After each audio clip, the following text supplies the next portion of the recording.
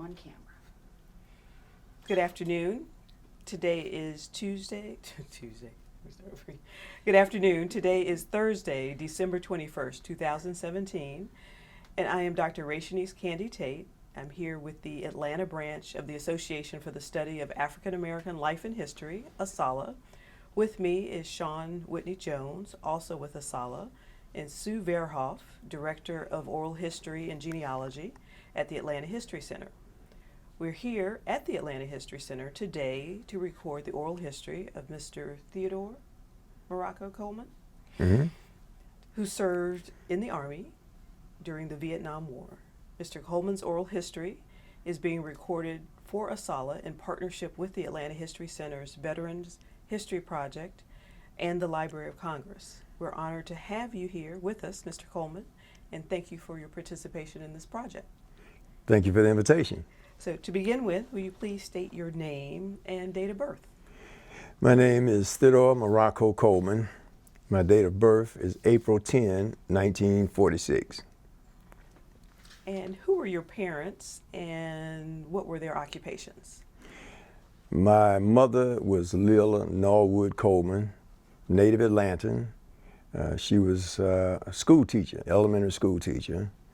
My father was Theodore R. Coleman, and he was a dining car waiter on the Southern Crescent train that traveled from Atlanta to New Orleans, back through Atlanta to New York and D.C. and back to Atlanta. Okay. So you were born in Atlanta. Yes. Which hospital? Grady. It's like is there any other? Grady Hospital. Grady baby.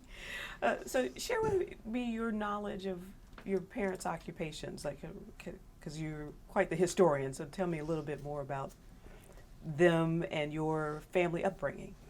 Well, my mother, as I said, was an elementary school teacher, and in my formative years, she taught at schools in Villa Rica, Georgia, Conyers, Georgia, and in my teen and college years, she taught in the Atlanta school system. Villa Rica, I remember, was very rural, and I would go down with her at the end of my school year. Their schools still were open for another week or two, and I would attend her schools with her. And I remember, like in Villa Rica, the bathroom was the outhouse, and that was a very unique experience. As I said, my father, and my mother attended Morris Brown College. In fact, she was Miss Morris Brown, or Miss Morris Brown attendant in 1936, I believe. And my father attended Clark College. And many of his buddies during the summer of his junior year decided that they were going to earn money working on the railroad. And at the end of that summer, many of them had made such good money that they dropped out of school and stayed with the railroad, in which my father retired after 39 years. And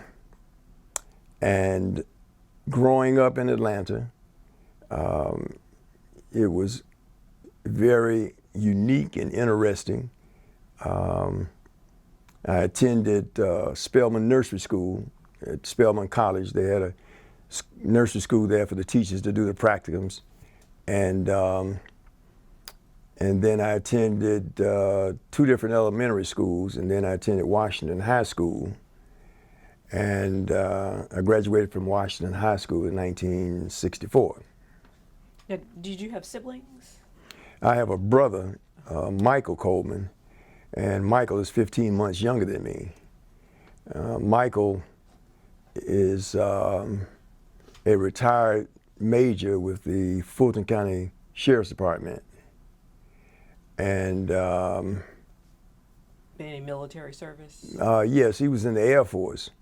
In fact, he was in a group in the Air Force, I believe it's called OSI, which is like the CID or undercover, And in fact, we both ended up in Vietnam at the same time. Which isn't supposed to happen.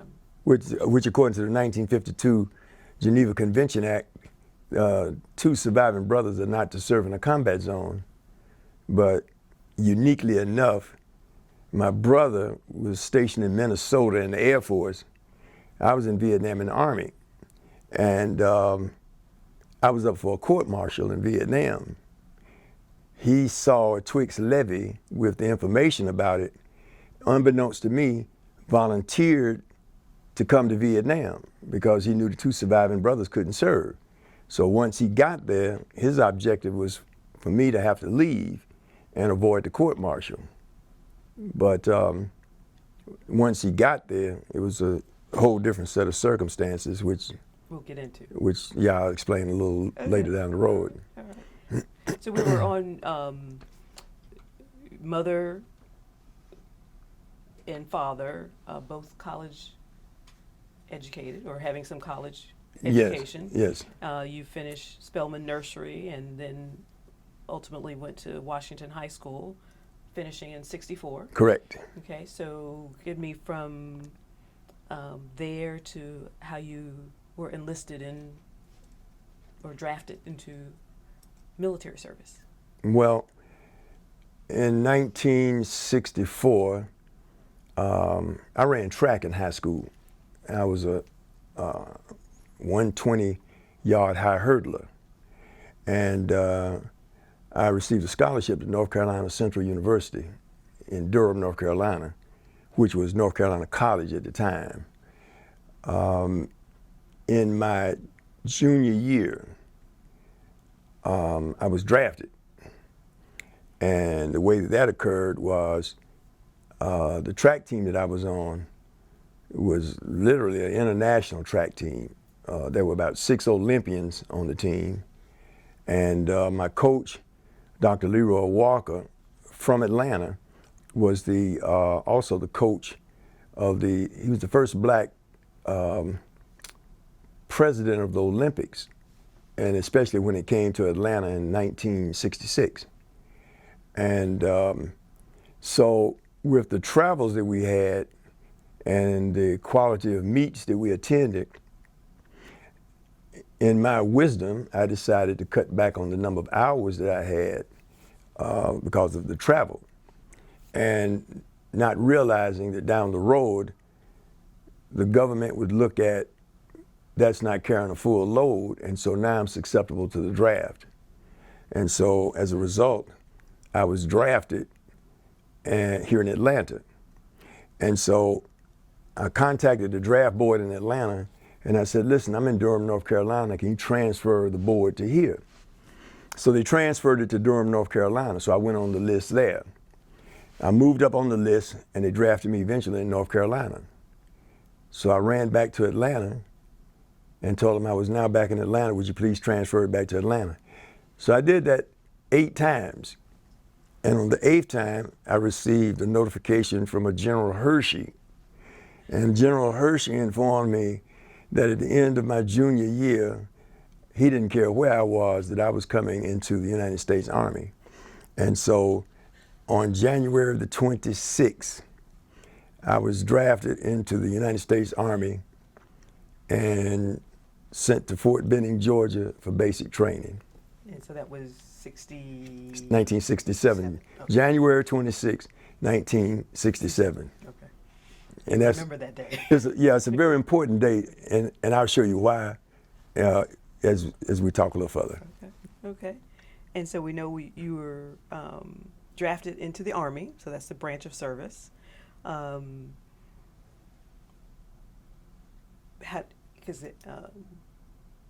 was going to say, how did you select it, or it selected you? It selected me, and during basic training, one of the sergeants told me, and he says, look, son, you were in college when you were drafted there, and you scored good on the tests and everything, what you need to do is sign up for a school and become school trained. And once you become school trained, then in all probability, the military won't send you to Vietnam. because they wouldn't want to waste that money and the training to send you to Vietnam and possibly get killed. So, you know, you might come out better applying for one of these schools. So I agonized over it for 4 or 5 days, and finally I decided, well, okay, give me the school. And he says, all right. And now in order to get to school, you're gonna have to sign up for an extra year. And I'm saying, an extra year? And he says, yeah, well, that's the sacrifice you have to make in order to get that school. Again, I agonized over it, and I said, all right, give me the school. And so I signed up for an extra year. So I was drafted, and when you're drafted and you come into the service, you're considered as U.S. Your service number is prefixed with U.S. and then your service number. So they gave me, right then and there, when I signed up for the school, they gave me a discharge from the U.S. Army after 5 days. And then in the next minute, they swore me in to what's called the regular Army. So instead of U.S. in front of my service number, I now had R.A. So that's the way you could tell the difference between, in most cases, between someone that was drafted and someone that volunteered. So in this case, I volunteered for the regular Army. And so that was January the 29th or 30th. So I was discharged. And so I have a discharge right now to go on my wall and everything for serving 5 days in the U.S. Army. And then on January 30th, you volunteered. I'm now a volunteer for the regular Army. Okay. Interesting. So was it Atlanta or North Carolina that happened? That was in Columbus, Georgia, at Fort Benning. Okay. Yeah, Fort Benning is like where they sent me for basic training. Okay, so Fort Benning. And that's where everything took place. And so tell us about those early days of going from Atlanta to Fort Benning and basic training. Well, in basic training, first of all, it was in January, and it was freezing. In fact, I remember one day we were on maneuvers and it snowed. I met a couple of guys in basic training. A guy from Detroit, a little short guy. His name was Dino Barnes. And Dino Barnes told me that he was a pimp in Detroit before he was drafted. Honorable profession. Yes, for Detroit at that time, I presume. And then the other guy was a tall guy. He wore horn-rimmed glasses, and his name was Caesar. And I don't remember Caesar's last name, and he was from Ohio, maybe Cleveland or Dayton or somewhere like that.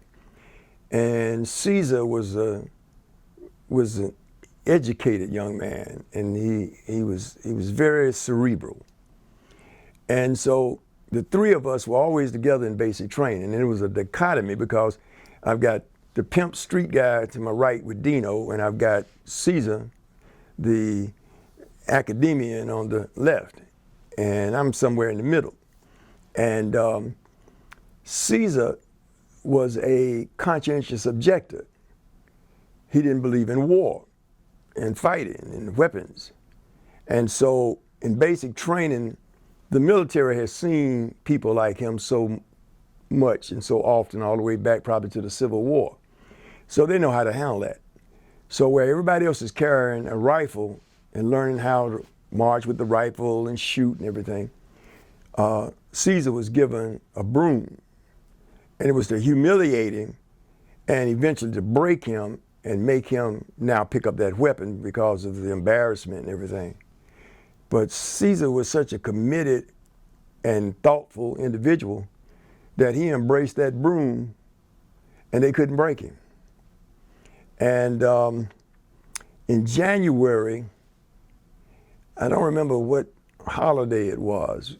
We had been in basic training, I guess, maybe 4 weeks. and we had the ball heads and everything.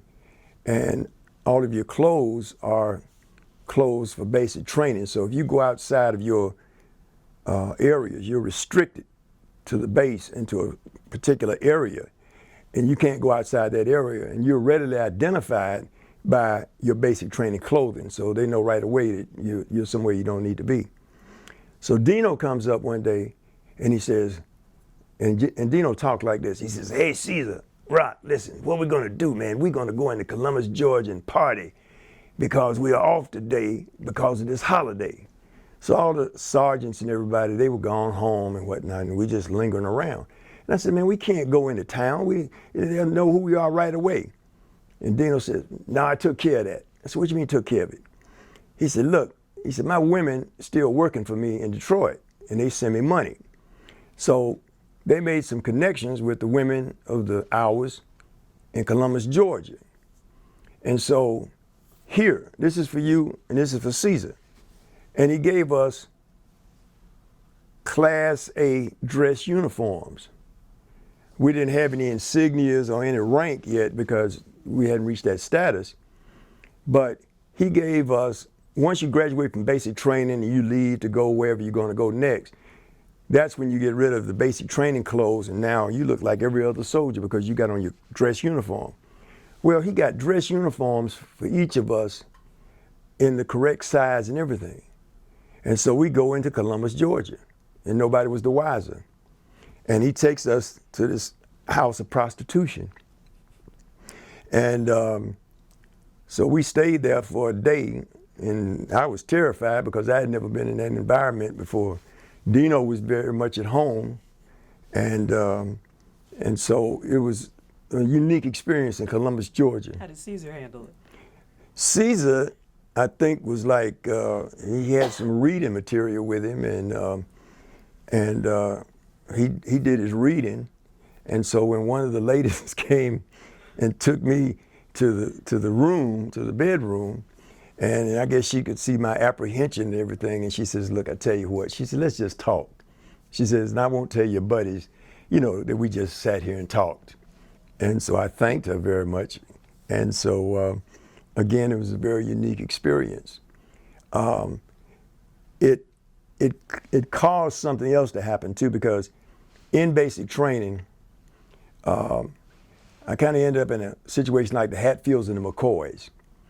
There were a group of guys. Now, for me, coming out of college, the people that I pretty much associated with people were coming from that same environment or in the sports world, and we had something in common there. And I was a bit outspoken, so not being braggadocious, but I was a bit of a leader in the group because of my outspokenness and my daring. The other group was led by a guy from some town in Georgia. He was short, he's muscular, and he was a football star in this little town in South Georgia. And he led the other group. And so he and I were friends, but we had a grudging respect for one another, because also, like him, I identified in sports. I was the city and the state champion in the hurdles.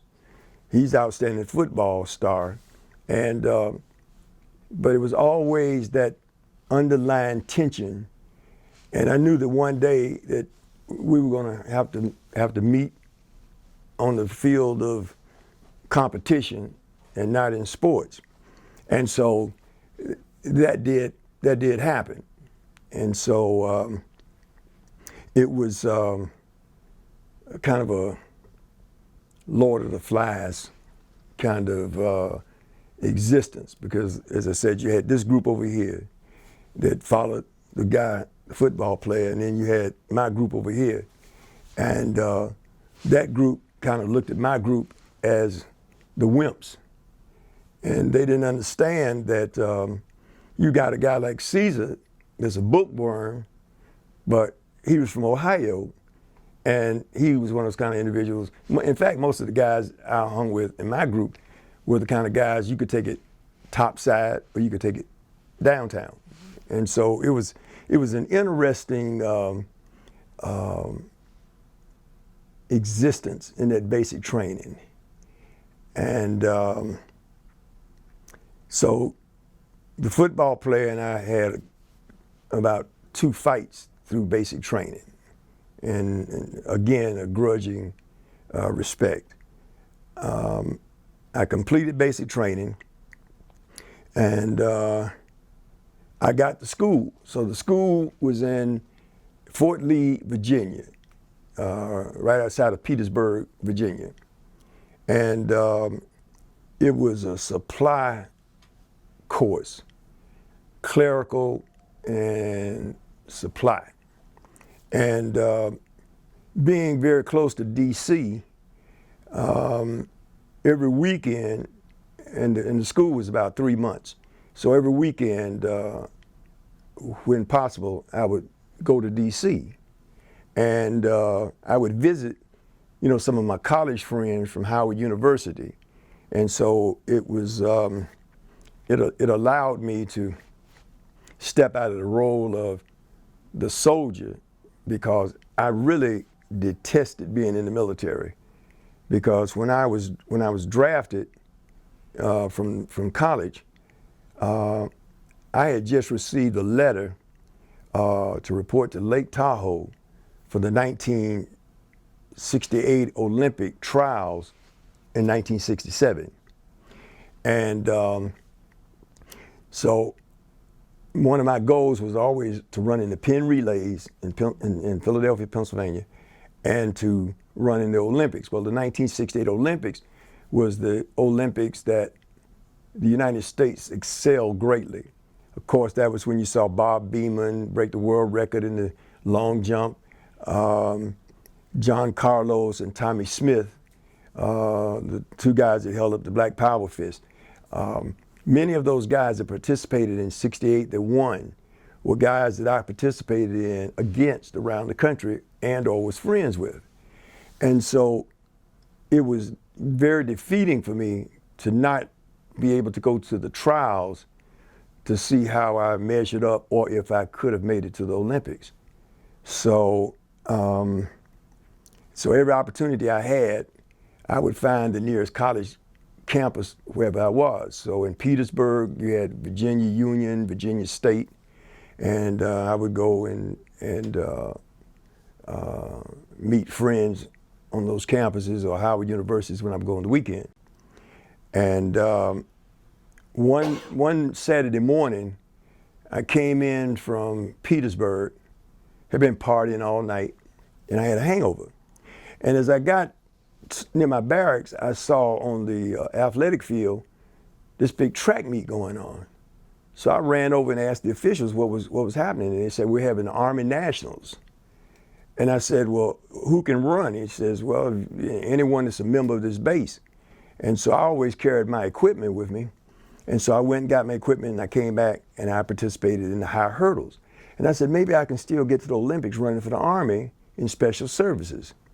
And so I won in the trials in the high hurdles. So in 2 weeks was going to be the finals.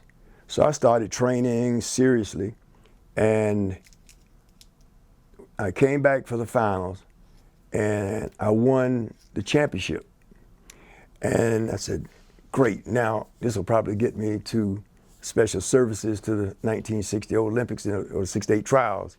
And they said, no, we need that speed over in Vietnam and the rice paddies, But as a result, after that school, I was sent back to Fort Benning.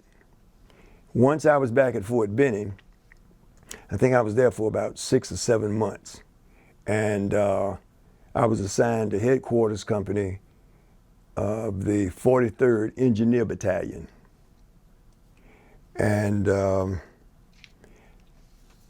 I became friends with a couple of officers, and that was frowned upon because it was fraternization with superior. But one weekend I had come home to Atlanta, and I used to bring one or two guys home with me. And my parents were always glad to see, you know, because I did the same thing in college. Come home and I'd bring guys with me. And I got a phone call, and there was a few guys at the house, and two guys called, and they said that they were visiting Atlanta for the weekend, and somebody told them to look me up when they got here. And so I told them where the house was, and they came over, and they were driving these beautiful sports cars. And so they stayed with us all weekend, and we partied and had a great time. And so Sunday night, all of us were going back to Fort Benning, and they said, well, Morocco, you don't have to catch the bus, you ride with us. So I'm riding in the sports car, and just as I got in the car, I noticed something, that the sticker on the car was a blue military sticker. Well, blue is for an officer, a red is for an enlisted man. And so I looked at George, and I said, George, I said, you got a commission sticker there. I said, what's your rank? He said, I'm a captain at this infantry school. And I said, wow. But he introduced me to his girlfriend and some of her friends in Columbus, Georgia. Again, this was the college environment and whatnot. And so some of my superiors called me on the carpet and wanted to know, you've been seen riding off the base on the weekends with officers. What is that about, Coleman? And so I had to, you know, dance around with it and whatnot. But it was a wonderful experience, and it made it not so bad making the transition from college environment into the military mindset. And what neighborhood did you live in Atlanta? I lived in Southwest Atlanta. 5 minutes or so from the Atlanta University, Spelman, Clark Marsh Brown campus. Is there a name of the neighborhood? Eventually, they put names on the communities. Hunter Hills neighborhood, mm-hmm. you know, in the Martin Luther King, Cascade area. Sure. And many of my friends in elementary school, I went to Frank L. Stanton Elementary School, and that's out by Mosley Park. And when I got ready to go to college, that school was on the borderline, so I had to go to Washington High School. But the majority of my classmates lived in that particular area closer to the school, and so they went to Turner High School. So for the 1964, up to this day, the 1964 class of Turner High has me on their mailing list, and I'm considered as a class member because I knew everybody in elementary school that attended and graduated from that same year of school at Turner. Wonderful. And just to stay on the high school piece, because I know just in our last interview, there's discussion of a bit of a rivalry between neighborhoods and high schools, or, I mean, not in a bad way, but, you know, well, competing for excellence, I guess. Oh, yeah. Competition was always strong between Turner High and Washington High. But Washington High had always excelled because Washington High was founded in 1924, and the first graduating class was 1927. And people in Alabama and Mississippi back in those days, because of racial segregation, were not able to get further education. They had to work on the farms and that kind of situation. But they were able to come during the summers and visit relatives. And that's the way many people from Alabama, Mississippi, South Carolina got education. They came and stayed with relatives in Atlanta. And so Washington High has a rich history of its graduates. Dr. Lewis Sullivan, Dr. Martin Luther King. I go to many of the reunions, and the reunions go back as far as they can. And I think about the class that's the longest is my dad's class was 1934, 35. and many of his classmates were my play uncle and play aunts. And I met my father's teacher, and this lady was 100 and something years old, and she was very active and traveled around the country and everything, and she would come to the class reunions, and my father is like 84 years old, and she's calling all of his classmates, she's referring to them as her babies. So Washington High has a very interesting alumni, and so sports-wise and academically, we competed against Turner High and whatnot, but there was a total of 6 schools: Howard High, Turner High, Price High, Archer High, Turner High, and South Fulton. And during the time that I was in high school, if you were dating a little girl at Howard High School, you go to visit her, and the word gets out that there's a guy from the school here from Washington High. So when you come out to leave, there's the gang waiting on you. And it was interesting for me because they say, let's get him. And then somebody in the crowd would say, wait a minute, that's Morocco. No, you can't mess with Morocco. And so that would happen at many of the schools. So you were okay. Yeah, but it was vice versa when some of the guys would come to my school, and we would get ready to beat up some guy from Price High School. And I said, wait, somebody in the crowd like, wait a minute, that's such and such so. Because we all grew up as little kids at 6 years old in the YMCA day camp program. So every summer, you start at 6 years old and you stay in till about 16, where you probably become a camp counselor by that time. And so each summer in the YMCA day camp, it was manned by the college and high school coaches. And these are the individuals that were your counselors. And so they taught us swimming, basketball, boxing, hiking, Christian mindsets. Values. Yeah. And so it was very unique. And so everybody came from all over the city. Is this Butler Street or is it? Well, you had the Butler Ollie? Street, but this was it eventually became the Ollie Street Y, but it used to meet at Washington High's field. Okay. And I was talking about this the other day. There were some barracks, old beat up barracks on the Washington High field. I vaguely remember, I think they tore them down in the first year of my day camp. And I found out recently that that was a barracks for soldiers that was stationed at Fort McPherson. But because of segregation, the barracks were there and in an area of Washington Park. And so we started off at Washington High Field, and then eventually we graduated over to Washington Park, and eventually they built the Y at Olive Street, but then we would go over to the Butler Street Y and swim and compete. But mine was a little different because I started at 2 years old. You start at 6, but I started at 2 because we lived in a duplex on Beckwith Street, right across from the library. The Woodruff Library. The Woodruff Library. Mm-hmm. And my house was right across the street from there. And right around the corner, like not even half a block, is Atlanta University's dormitories and Atlanta University's campus. So as a little kid, I'm standing in front of the house, and here comes this distinguished gentleman walking by. Hey, Dr. Du Bois. And so that was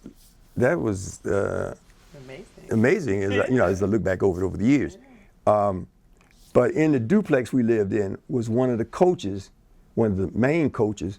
His name was Aaron Watson. They called him Weasel Watson. Aaron Weasel Watson. And at 2 years old, I was very, very precocious, and I was always into something. And so he says, I'm going to take Morocco to camp. You don't start till you're 6, but I'm going to take him at 2, and let's see if he can cut it. And so I would hike and play and everything, and when we on the hikes, my little legs would give out. And some of the older guys would put me on their shoulder and carry me, like Dr. Hamilton Holmes, Marvin Arrington, Marshall Slack, you know, old Atlanta established guys. And so these were like the big brothers to me. And in the third year, they said, listen, Morocco has to box at 2 years old against the 6-year-olds. We need to get somebody for him to compete on his level and age.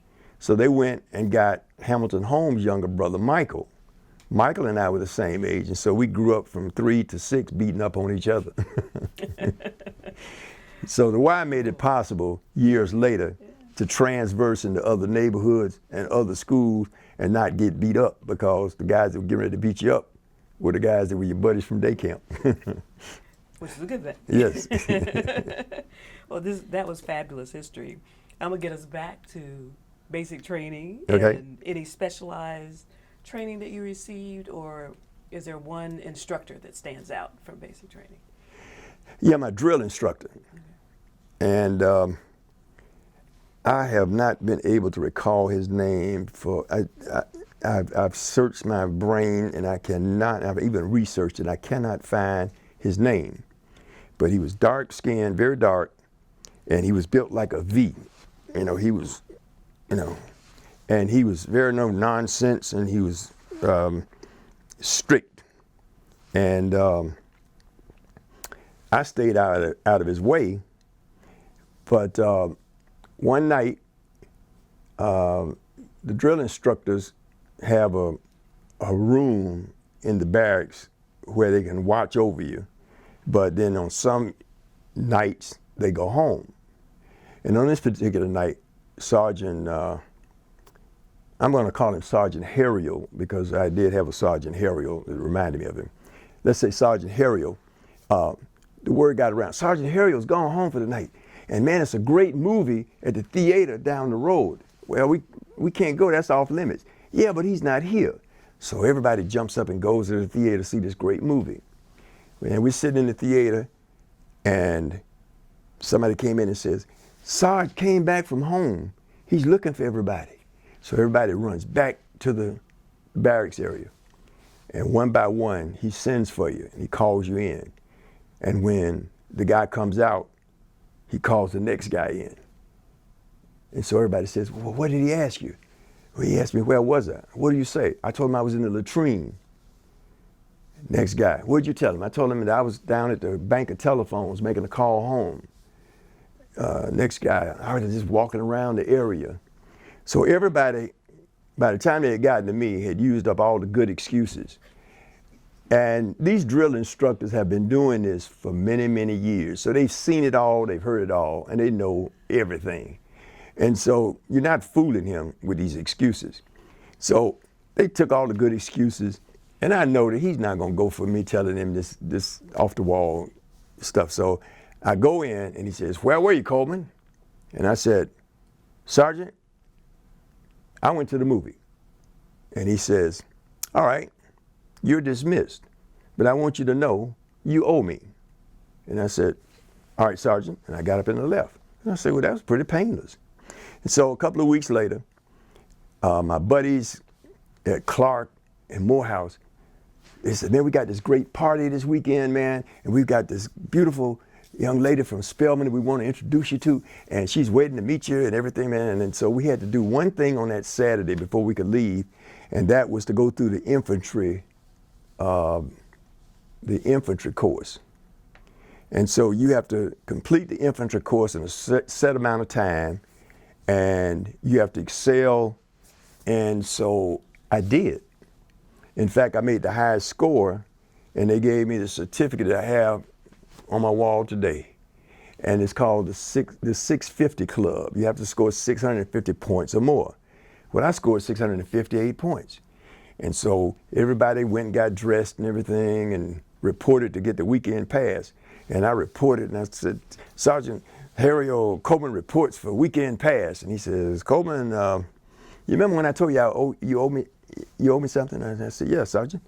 He said, well, I'm collecting today. And I said, oh, no, not this weekend. And I'm supposed to go meet this young lady. And so the whole weekend, I had to stay in the barracks. I had a toothbrush. And I had to scrub the whole latrine and clean it with a toothbrush. And then I had to clean up the barracks and everything. And everybody else that lied to him were gone. I was the only one in that barracks that weekend. And to this day, I am still trying to figure out what was the lesson that I was supposed to get from that situation. And I haven't quite figured it out yet. So that stood out in basic training. And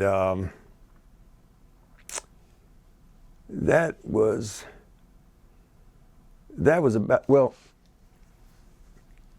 the commanding officer was a black captain, and he called me in and he wanted to talk with me.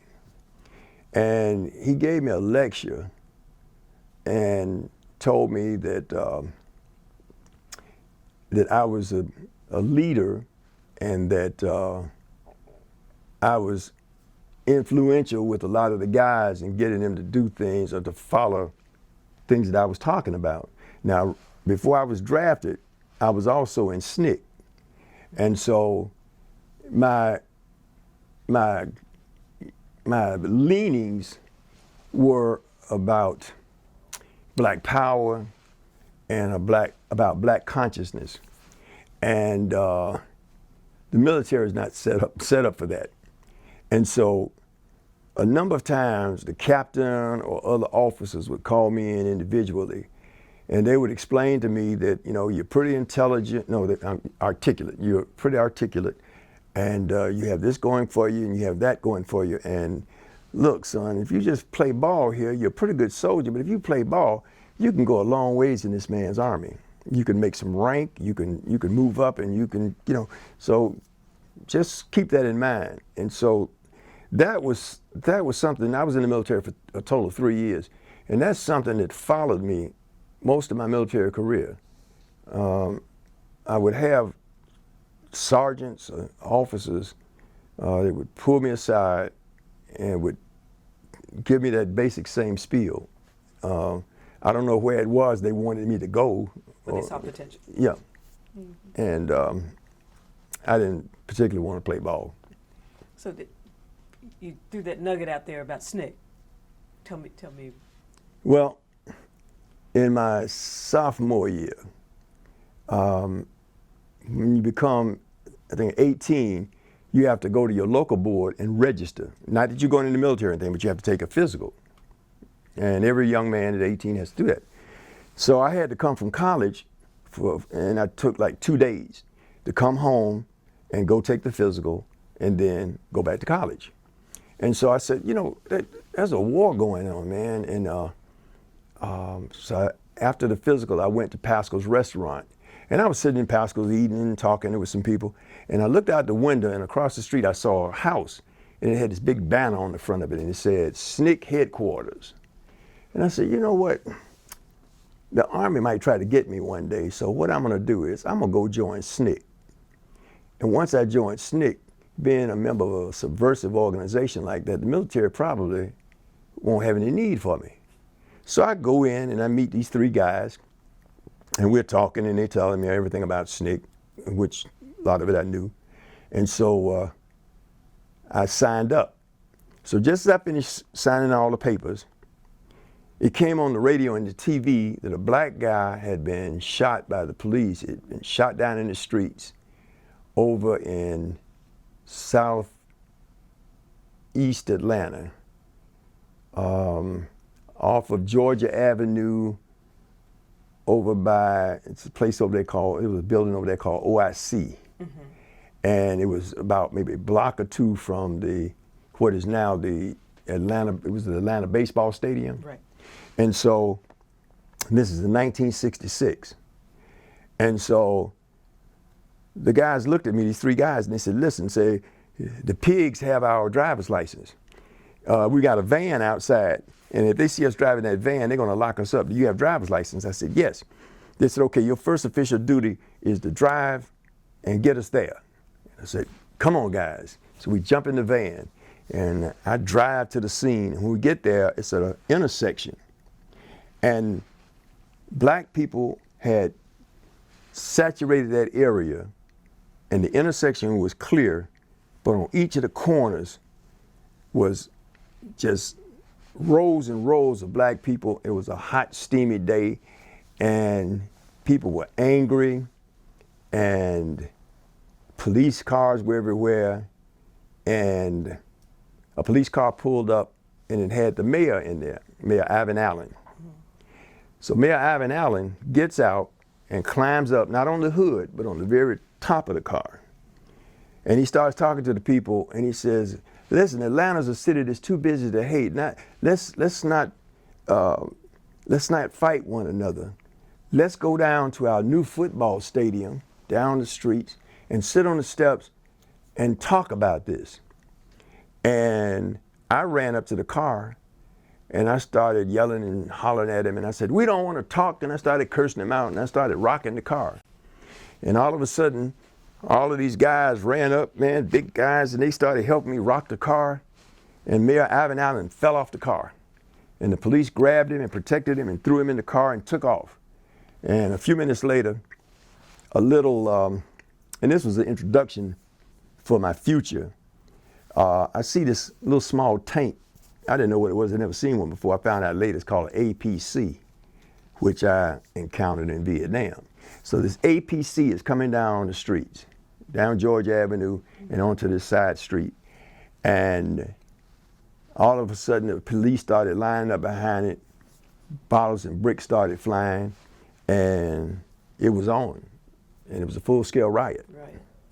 And over the years, all the way up into the 90s, I have seen, in fact, I have 3 magazine articles, and I think a newspaper article by Mayor Ivan Allen. And he says, you know, Atlanta was a city that's too busy to hate, and the great strides that Atlanta has made in integration and racial harmony, et cetera, et cetera. He says, but you know, we've come a long way, but I just can't ever forget that angry young man that knocked me off of the police car that day. He says, I just, the venom and the anger, I just never understood why he was like that. You know, what was it? What was it? I just never understood it. And I'm gonna deviate a moment. A friend of mine, Veronica Biggins, she worked with or founded a headhunters group that provide corporate employment. And she was a Spelman graduate and a longtime friend.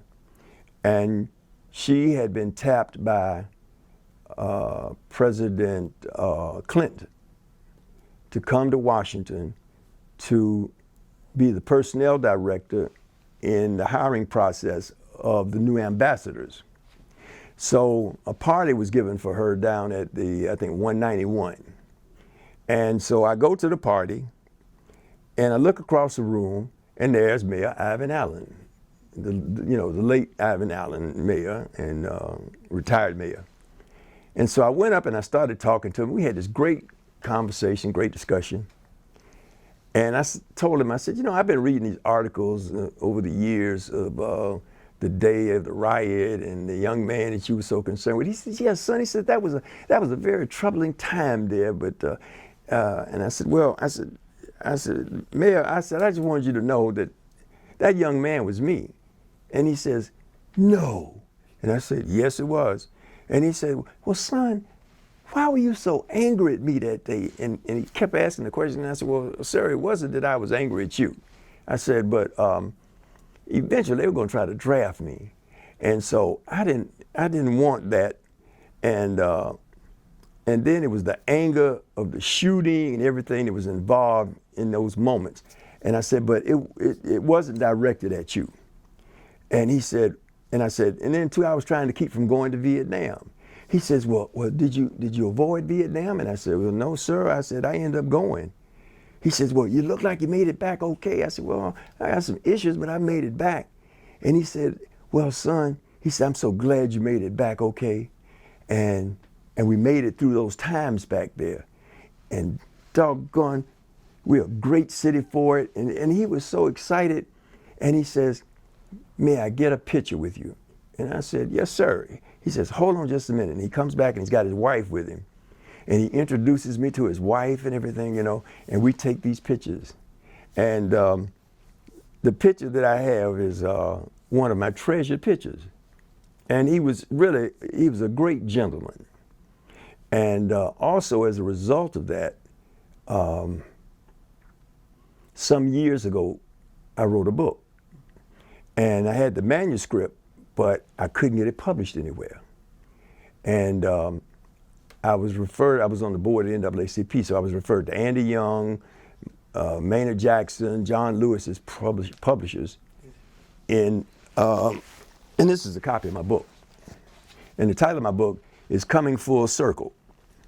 And it chronicles me getting off of the airplane in Vietnam, and the doors of the plane open, and the heat hits me. And my first thought is, what have I gotten myself into? And the story takes off from there. But I had this manuscript, and so I contacted all the publishing houses on the Avenue of Americas in New York for Andy Young, et cetera, et cetera. Each of the publishers got back to me and they said, well written, well documented. I like this part, I like that part. But a book about Vietnam in 1999 and 2000, people they want to forget Vietnam. It's not of interest. And so I just kept plugging away trying to figure out, how do I get this book published?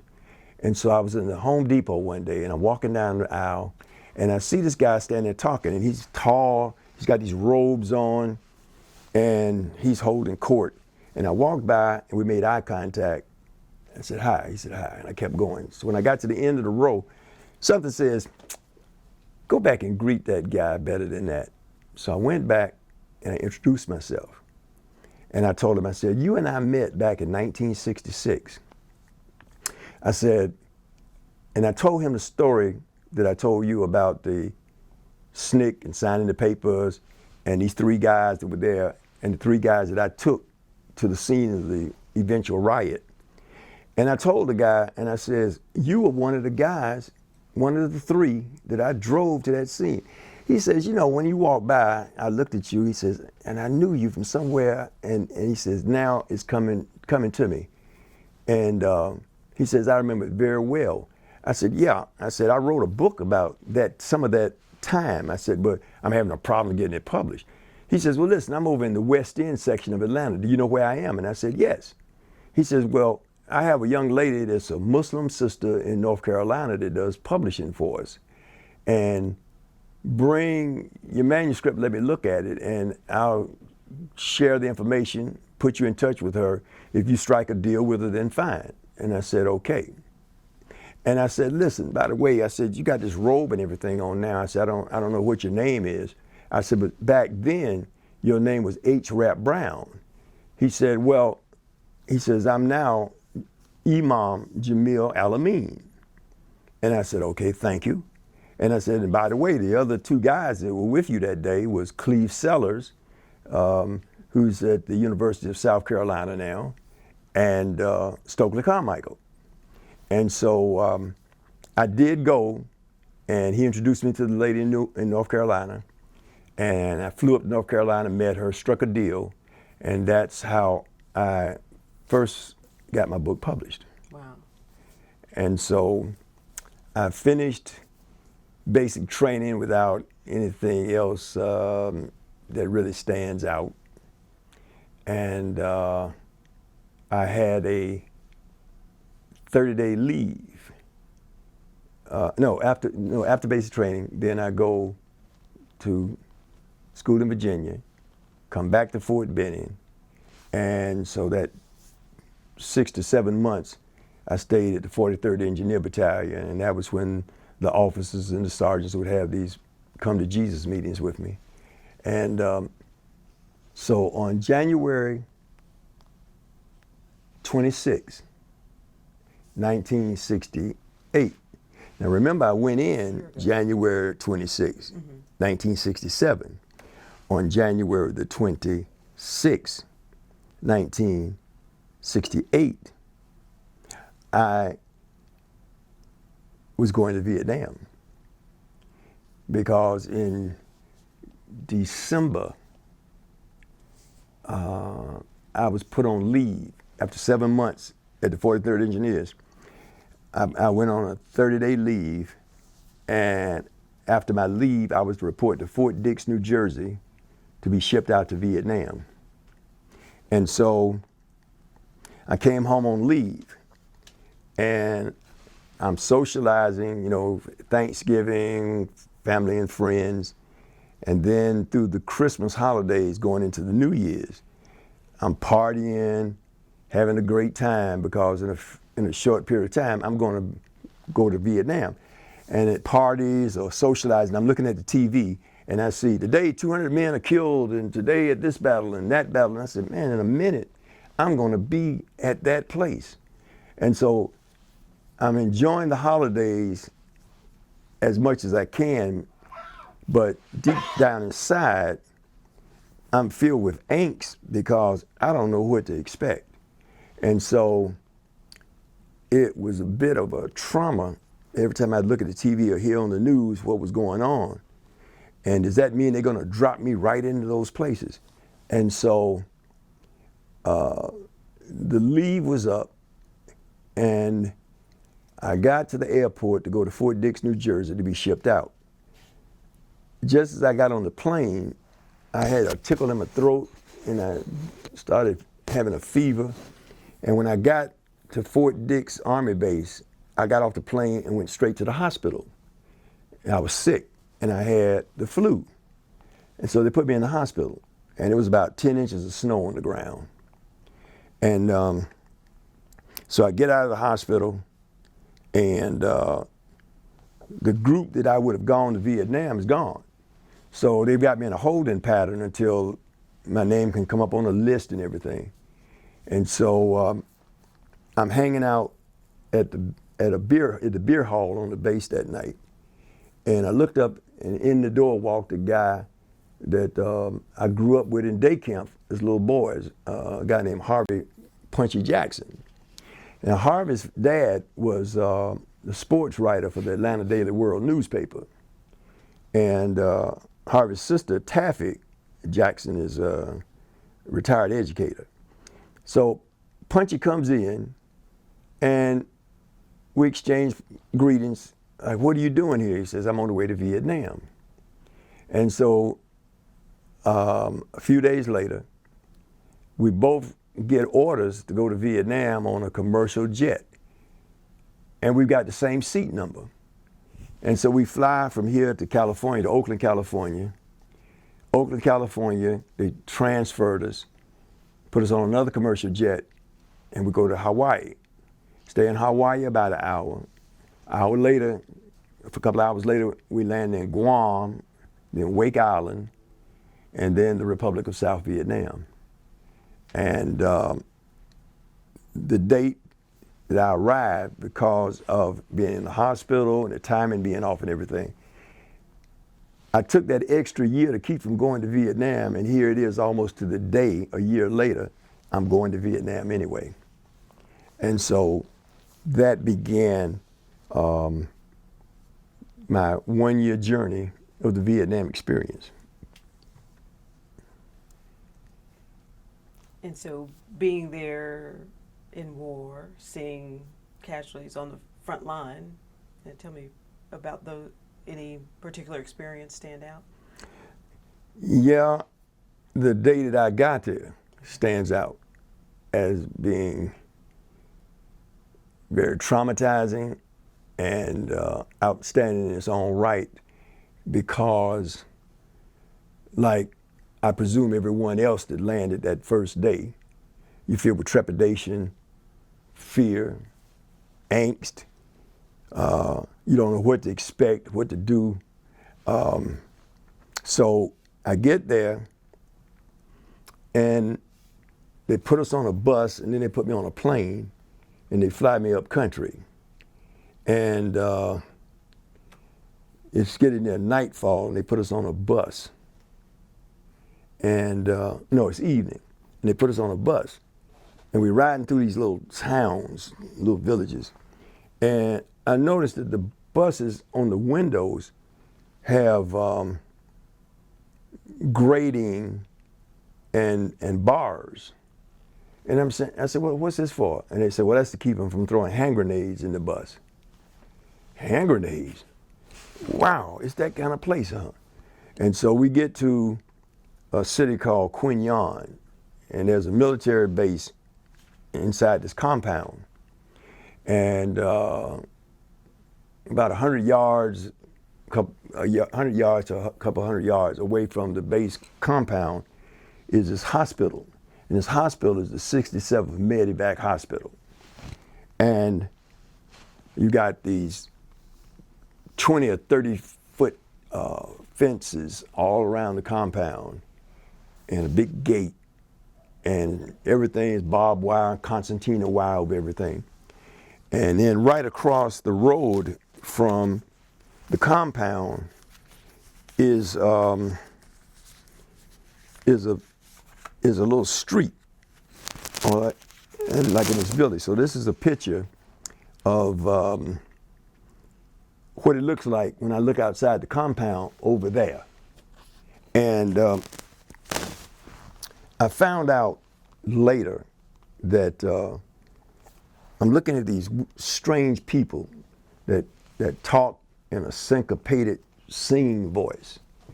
And men walking down the streets, and they look up and they see one another, and they both just drop down on their haunches and squat and talk. And the customs and the things that I'm seeing is so abstract. And so the first question is like, where's my rifle? And they said, well, you don't need a rifle. See those 30-foot towers? So you got these 30-foot guard towers, and they're like every 50 yards or so. And they said each one of those towers is manned by permanent guard units, and they provide protection and defense for the compound. You're just here in a holding area until you're shipped out to your base camp. When you get to your base camp is when you get your gear and your weapons and everything. Well, I didn't like that. And so I found out where the mess hall was and just kind of moved around that day. And that night, I go to bed. They give me a bunk, and it's up on the second level. And the thing that made it so profound the day that I landed in Vietnam was because 10 hours after I had been there, 10 hours after being there, at 2 o'clock in the morning, an explosion took place. I found out later that this explosion took place 24 miles away. The ammo dump was blown up. The concussion from that ammo dump blowing picked me up out of the bed and threw me across the room. And I tucked and started rolling, and I hit the wall, and I hear gunfire, I hear chaos, and I'm presuming that we're under attack or something's happening. I have no weapon. I remember next door was the arms room. So I run out to the arms room. When I run out and I look up to that cyclone fence that I talked about, that 30-foot fence and everything, and I look up and I see black pajama-clad Viet Cong coming over the wire, running all indiscriminately throughout the compound, firing and throwing satchel charges, which are explosives. They're running through the hospitals, and the hospital over there, and guys are laying in the bed recovering from wounds and injuries, and they're throwing satchel charges under the bed, blowing them up and killing them. And I look up at that fence, and where some of them have come over the fence, and the concertina barbed wire has caught them, and they're dead, and they're just dangling in the air, strung out on the barbed wire. And I write in my book about that opening experience. And years later, the thought came to me, what I saw was that these guys are dangling up there on that barbed wire, and they're dead, and they look like a puppet master was in charge of them, and the puppet master cut the strings, and now they're just dangling. And it was surreal. And so it was a guy laying in the doorway. The arms room is locked. There's a guy laying in the doorway, and I don't know whether he's dead or alive. I grabbed his rifle and I ran to a bunker. When I slide into the bunker, it's 7 or 8 guys in there. And so you got these portals cut out inside the bunker. And so we fired and everything until daybreak. And around daybreak, we finally got helicopters coming in to provide help. What I found out later is that on that date, January 30th, more people died on that day than any other time during the whole 10 years of the Vietnam War, because that day was the day of the 1968 Tet Offensive. And I had no idea what Tet was. T-E-T. Tet is the Lunar New Year for Asia. And so we were coming off of Thanksgiving, Christmas holiday, and our New Year's. And my interpretation is that we got caught with our pants down because we're operating under that holiday and that festive mindset. And when they look back at the readiness reports, they find that for 6 months in the villages and the little town and stuff, I looked across the road, they said now they look back at the history of what happened in villages and towns throughout Vietnam. People started disappearing in the cities because the enemy was digging tunnels a mile, half mile away from every major base in Vietnam. So on January 31st, 1968, at 2 o'clock in the morning, every major military installation was hit at 2 o'clock in the morning. And they had been digging tunnels for about 6 months. And at 2 o'clock in the morning, outside every compound, they popped up and went on attack. And we were caught off guard. And so that was my introduction to Vietnam. And for about a week or two, I just was kind of like in a holding pattern. And they finally got some orders, and they shipped me out 29 miles away to an area called Long My Valley. Now, Long My Valley was not very far from the ammo dump that was blown. And so my introduction to Vietnam was trial by fire. And it took me many, many years to understand just how much that day that I arrived in Vietnam and what happened, how badly it affected me with post-traumatic stress and everything. But it didn't manifest itself until 7, 8, 10 years later.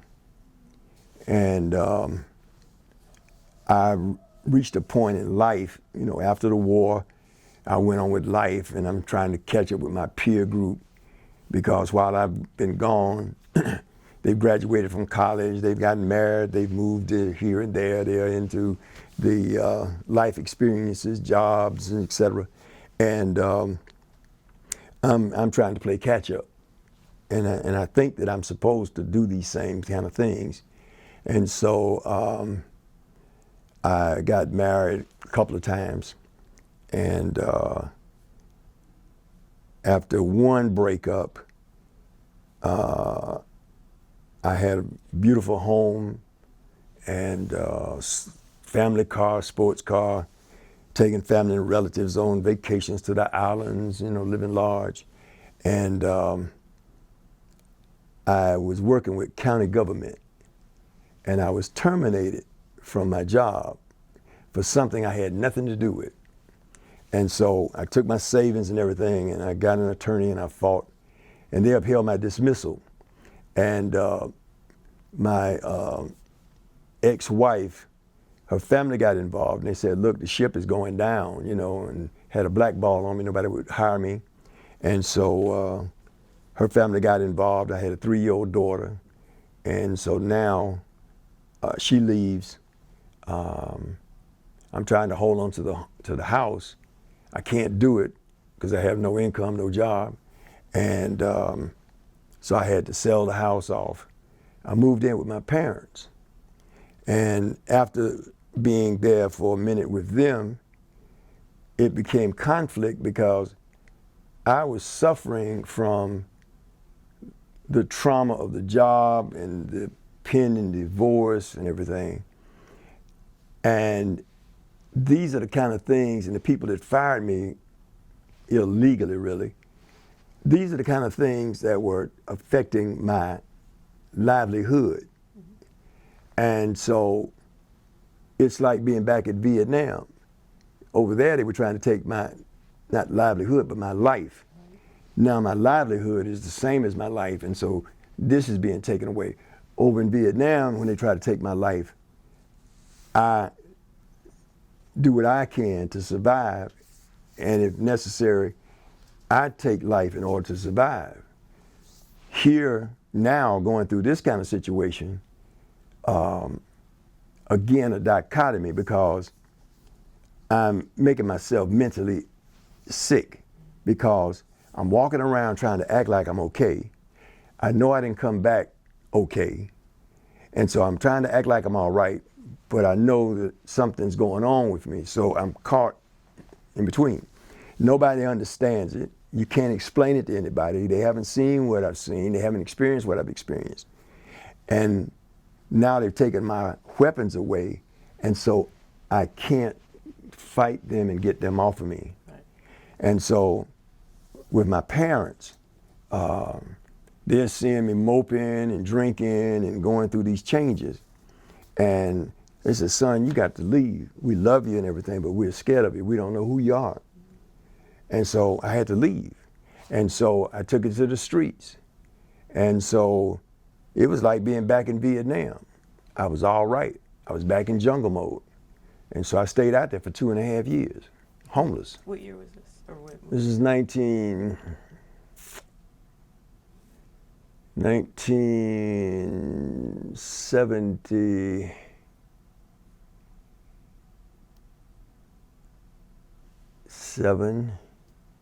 76, 77. And I had gone back to school to finish up, so I was at Morris Brown, And then the drinking was profound because I had a high tolerance to alcohol. But I didn't know that I was going through this thing called post-traumatic stress disorder. Had no clue about it, didn't know what it was. We didn't talk about it, didn't know what we had. And so I go to VA, and the old guys there say, you ain't been in no war. I'm World War II. Y'all haven't been nowhere. You haven't seen nothing. And then you go to VA and you tell them something's wrong with you, and they tell you have a drinking problem. If you stop drinking, your problems will go away. And so I started self-medicating with the alcohol, and I had a high tolerance to alcohol. But then the alcohol made me so sick that I was balled up in a knot with this horrific pain, abdominal pain.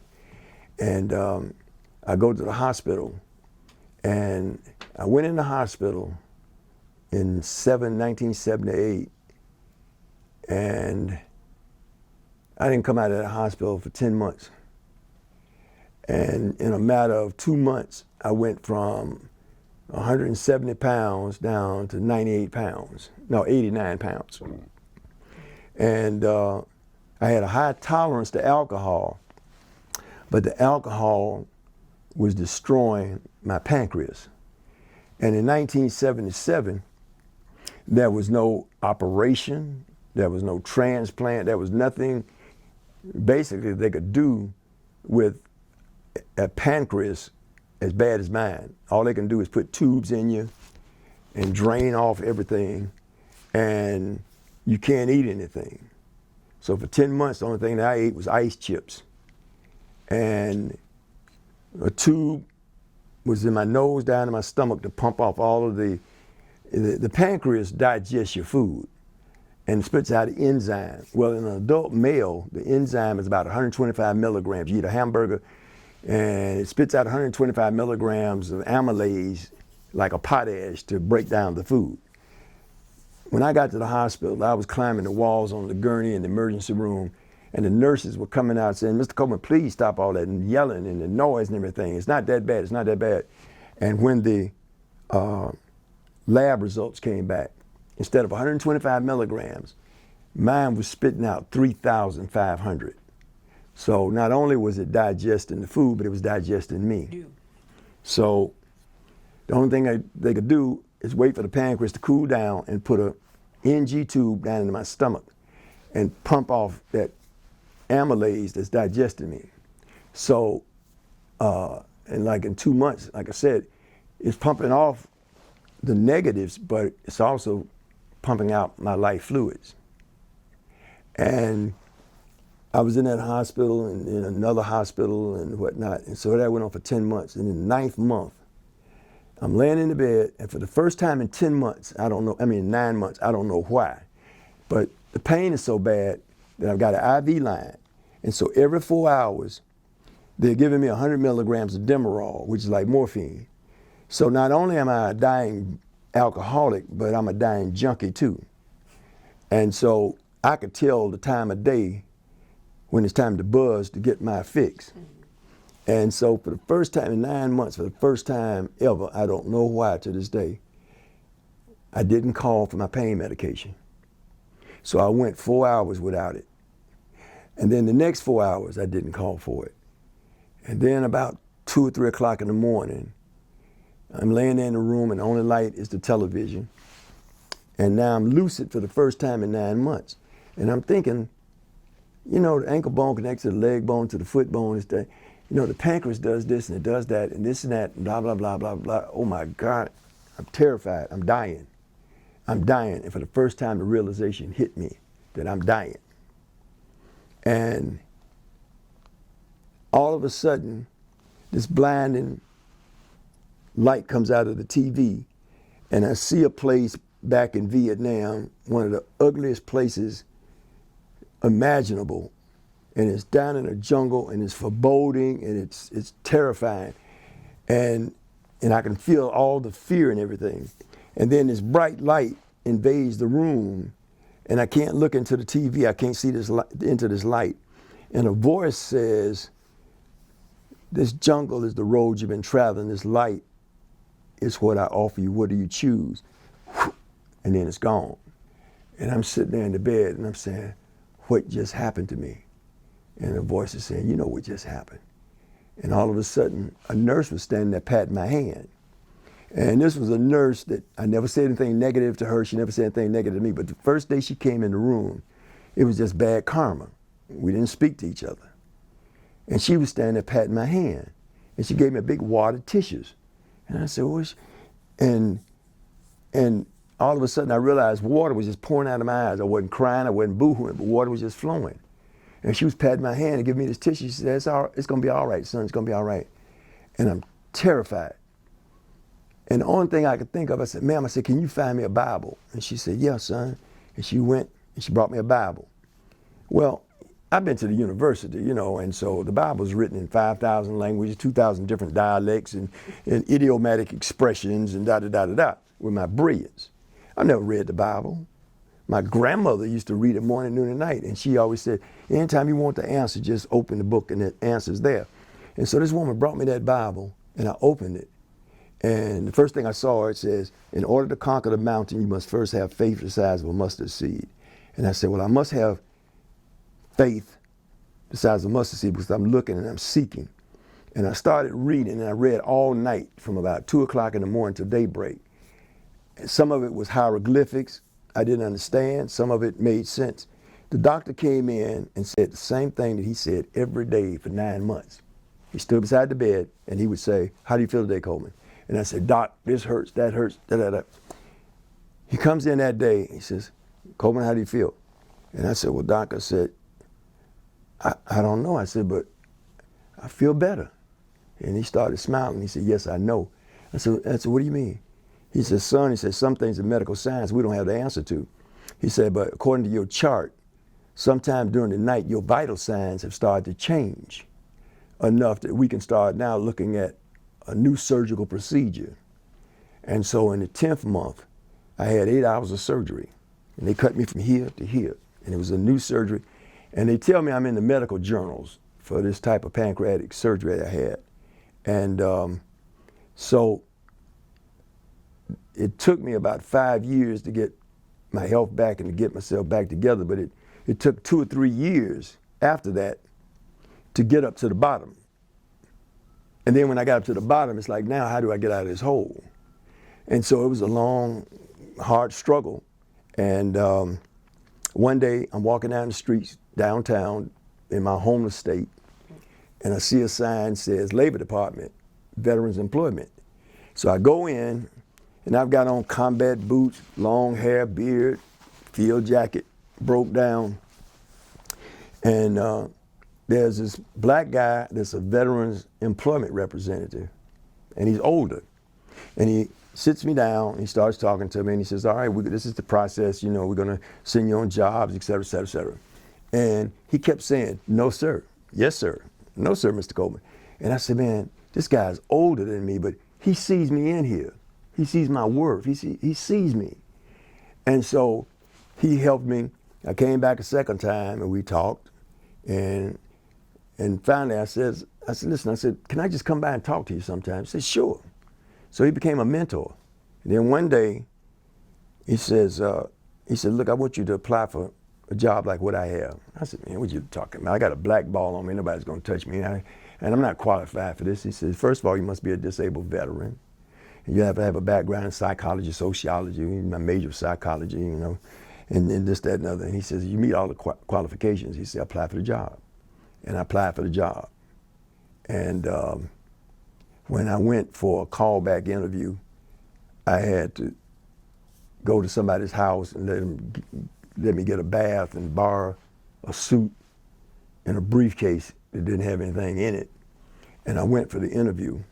And and then it was, I guess, not quite a month later, I was contacted. And they asked me to come for a second interview. And I said, "Oh, well, they just want me." And "Come, we need you to bring another application to us." I said, "Okay." And I got ready to hang up the phone. He said, "Oh, by the way, let me ask you another question." I said, "Yes, sir." He said, "How would you like to go to work for the Georgia Department of Labor?" And I was ecstatic. And so in 1985, now building up to this in 1985, for 2 or 3 years before that, something just kept moving on my spirit saying, "Okay, keep trying, keep hanging in there. But nothing's going to happen to you until you reach 40 years old." And then when I reached 1985, around the time I turned 40, and that's when I got the job at the Labor Department. And after the first 6 months, I think it was, they called me in and told me that I had been on an investigation. And I said, "For what?" And they said, "Well, your job is to put veterans to work. And that's a very difficult thing because, you know, veterans have problems and whatnot." They said, "But you have excelled since the day that you came on this job. You have put more people to work than anybody's has ever done before, being new. And so you've been under investigation for, it was 6 weeks. You've been under investigation for 6 weeks because you had to be doing something illegal and falsifying documents in the computer." And I'm saying, wait a minute, everything I did, man, was legit as far as I know. What they didn't understand was that many of my friends' parents owned businesses and whatnot. And so I was able to get veterans jobs with them. That was the way I got started with this. And when I first got that job, I knew what, for the second time in my life, what the mission was. The first time, the mission in Vietnam was to stay alive and to get home. Now, the second time in my life, I know what the mission is. And the mission is to take care of each one of these veterans that sits down at my desk. And every one of them that sat down there was me. They either had drugs, alcohol, homeless, the wife had left, the social problems, the PTSD, da-da-da-da. So little did I know that when I was going through all that trial and tribulation, it was preparing me for my life's mission.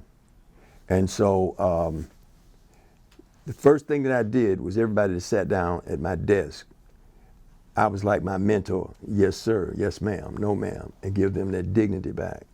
And so eventually, I had to start fighting over the next few years because people would come into the office and they would wait all day. I would go into bridges and crack houses and drop zones, and I would go and get those veterans out and tell them to come into the office and sit there and wait. If it takes all day, I'm going to see you and I'm going to take care of you. But many of them had all these ills, so I had to get them to the VA, to get them into a treatment program. I had to do this, I had to do that. And so my superiors didn't like all these broke down, dirty, smelly, alcoholic, drug addict veterans coming into their nice, beautiful office. And so they started trying to fire me. And so I started filing lawsuits, and we went round and round. And then one day, through the elections, there was a new commissioner of labor. His name was David Porthris. David Porthris had been a JAG officer in Vietnam the year after me. He was also a commander with the Army Reserve Unit, and he was a colonel. And he sent for me. And I found out later that he had put people on me, following me and everything, at conferences and stuff to check me out. So he brought me into his office, and I said, wow, the new man has gotten here, and he's bringing me in to fire me, you know, instead of going through the peons. And when I went in, he asked me how would I like to work for him, and he offered me a position on the staff. And I was promoted from a job developer to the assistant director for 131 unemployment offices throughout the state of Georgia that each has a veterans unit in there to do the jobs that I was doing and to make sure that veterans throughout the state are taken care of. And so that's what I did. And then, right before that, right before he came on board, a guy was speaking downtown. And I went to see him speak, and he was a veteran, and he was from Boston, and he worked with some people in Washington. And he was talking about some of the trials and tribulations that I was going through. So I went up afterwards and introduced myself. And I told him some of my problems and things I was going through. He says, man, you need to come to Washington and testify before the House Subcommittee on Oversights and Investigations of the Congressional Black Caucus Veterans Brain Trust. And I said, man, what are you talking about? I don't know anybody in Washington like that. He said, no. He says, I work for Congressman Charlie Rangel out of Harlem. He says, and we'll send a letter requesting you to come and speak before the House Subcommittee. And I said, well, my superiors are not going to allow me to come. He says, if you get a letter from a congressman's office to appear, that's the equivalent of a subpoena. And so I said, let's try it. So they sent the letter, and my superior says, no, we're not going to let him go. And the law department says, you got to let him go. It's from a congressman. And so I had to submit my written testimony. And when I got there, ironically that year, 1992, people had come from all over the country that had jobs like mine, or community-based organizations, or people that worked in the system, and everybody was going through these kind of trials and tribulations. And they had all come that year. And that hearing room, like what you see on C-SPAN, that's the kind of room that I testified in, and it was packed with people like me. And so I testified before Congresswoman Maxine Waters, Sanford Bishop, Charlie Rangel, Sonny Montgomery out of Mississippi, Joe Kennedy. And when I got in there, I told about everything I was going through. And then I told about how they were misappropriating the government funds that come down from my job and other people like me, and how they were misappropriating the funds and everything. And so all of a sudden, Congresswoman Maxine Waters says, just a minute, Mr. Coleman, are you telling this subcommittee that the monies that we send down to Georgia for the jobs of the job developers and DVOPs and LVRs that work for the labor departments, you're saying that they're misappropriating that funds? Is that what you're telling this subcommittee? And the audience said, whoa, boy, Maxine Waters getting ready to jack this brother up, man. Wow, man. And so the crowd was like, you know, here comes the hammer. And I said, well, Madam Chairman, I said, perhaps I did misspeak. And she said, I thought so, Mr. Coleman. She says, now, would you like to restate what you're saying? And I said, yes, Madam Chairman. I perhaps used the wrong terminology when I said that they were misappropriating the funds. I said, to be more succinct, they were embezzling it. And all of a sudden, the people in the audience jumped up and started screaming and yelling because these were the kind of things that they wanted to say. And they started banging gavels and getting order and everything, and finally they got everything. And there was a guy sitting up front, and his name was Tony Hawkins, graduate of Howard University, and he was the Minority Affairs Director at the VA headquarters for the whole country in DC. She looked over, she said, Mr. Hawkins, have you heard anything like what Mr. Coleman is telling this subcommittee? And he said, well, Madam Chairman, we have heard some indicators to this. She says, well, I want you to check with your superiors and you report back. And he said, yes, ma'am, and I will do a full report to you. She said, no, I mean now, you go down to the front of the room and that bank of phones down there and you call your superiors right now. And so he went and called. And he looked over at me, and I don't even know him. He looked over at me like he could kill me. And he went down, they recessed. And after the recess, he came back and he said, Madam Chairman, I've talked to my superiors, and what Mr. Coleman is telling this subcommittee is true. And so then Congressman Rangel got up and he says, this just goes to show what's going on around the country, and we need to do something about this. So we're going to start now and put together a Veterans Brain Trust. And Coleman, you work with the Labor Department, so you're now the national chairman for Veterans Employment and Training nationwide. And then there were others, and he appointed 12 committees that day. So from 1992 until right now, every September, I go to Washington for the Congressional Black Caucus Veterans Brain Trust and the board that I chair. And after that first year, I started knocking on doors, meeting congressmen and senators, because I'm going to need them for the work that I do with veterans. And so I have a veteran that calls me from Chicago, and his buddy in Arizona told him that I helped him with something at the VA. He couldn't get his benefits or whatever. He's in Chicago, and his buddy told him to call me. And so I make a phone call to the congressman or senator that I've met from Chicago, and I'm able to network and get things done like that. And so as much as I detested the time that I was in Vietnam and the time that I was in the military, because it took me from my career goals of the Olympics and other things that I wanted to do, little did I realize that all of that I considered negative experiences was preparing me for my life's mission. And so an old lady told me one time, she said, Coleman, she said, son, you're one of those rare people that knows what his mission is and what his purpose is. And so I've been retired 17 years, but my phone still jumps off the hook with people needing help from somewhere around the country or locally. And so I was thinking about it not too long ago, and I said, a guy called me the other day, and he had done everything I told him to do, and he was calling to thank me because VA had finally given him his disabilities, and they had gone back retroactive 10 years, and he had gotten $187,000. And so I look back on it, and so from 1985, when I first started working up until now, I figure I have probably gotten veterans about $4.2 million. And all along the way, people tell me, say, well, look, you need to hang a shingle out, man, with your background and everything, and work, as a veterans representative and counselor, and you can get 10%, of each of these cases that, where you help them. But the thing is, I got my 100% disability, I've got my retirement, and I got my Social Security, I got this, so it's like the Creator has made me all right so that I don't have to look over my shoulder and worry about my creature comforts. And it's all about taking care of the least of these. Yes. And so all of the negatives were preparing me for my life's mission. All right. What a story. Got me in tears over here. Ah. So in Vietnam, because I got tired of the racism and the SNCC influence is rising in me, and I was able to get out of the jungle after 6 months of combat because I could type. I took typing as an elective in my final year of high school. And you had to take an elective, so I took typing because that's where the girls were. But once I got in there, I kind of got into it.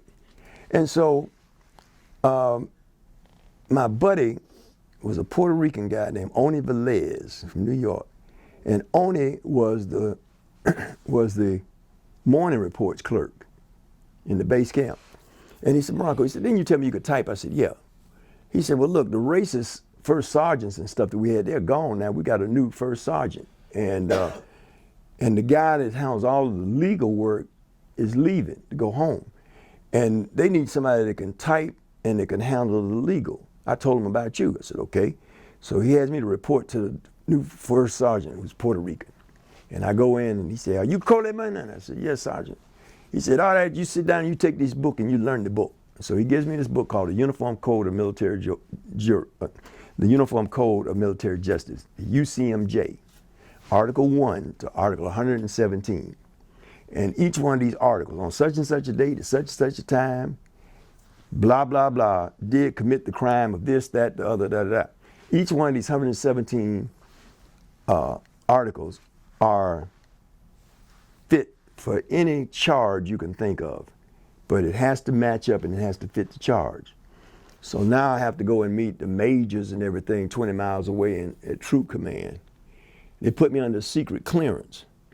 And now they make me the legal clerk. So we got a new first sergeant, a new commanding officer. Nobody knows the legal stuff. So I've got a company of 600 men. In that company, half of the 600 is poor Appalachian whites, Hispanic, and black. Of that 300, maybe half of them are up for court martials, Article 15s, field grade Article 15s, or bad discharges. Being under secret clearance, I sat and I learned that UCMJ from top to bottom. And then I have access now to go to Troop Command and pull the records on any case. And so I started investigating these cases. And I find in a lot of them where people have been set up by their superiors or illegal acts have taken place against them. And so I started handling them. Now, if you committed a serious crime, you got to go. I process that on through.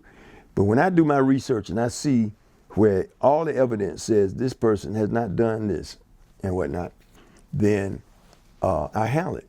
So I had the first one that I had was a sergeant. He was an E7. And he came in, he said, look, you Coleman, right? I said, yes, Sarge. He said, son, he said, oh, look, I'm a career man. He said, I got a daughter in college. He said, they've got me down for AWOL, et cetera, and I'm up for a court martial, and it could end my career. I haven't heard anything. What's going on in my case? You're handling my case. And I said, Sarge, I said, you know what? I said, I looked into your case and I found out that, no, that stuff there was all strange of that. But anyway, it disappeared. I said, it just disappeared. I don't know what happened to it. He said, what are you saying, son? I said, well, it just disappeared. You don't have to ever worry about it again. Unless I ever hear that this conversation has been shared with anybody. And he says, well, how much you want? I said, nothing. He said, well, you want some dope? I said, no. He said, you don't want any money? No. He said, you drink liquor? I said, yeah. He said, I'll bring a bottle of liquor. I said, okay, fine, you know. And so Sarge never told anybody. And so then that was the way I started handling these cases. And so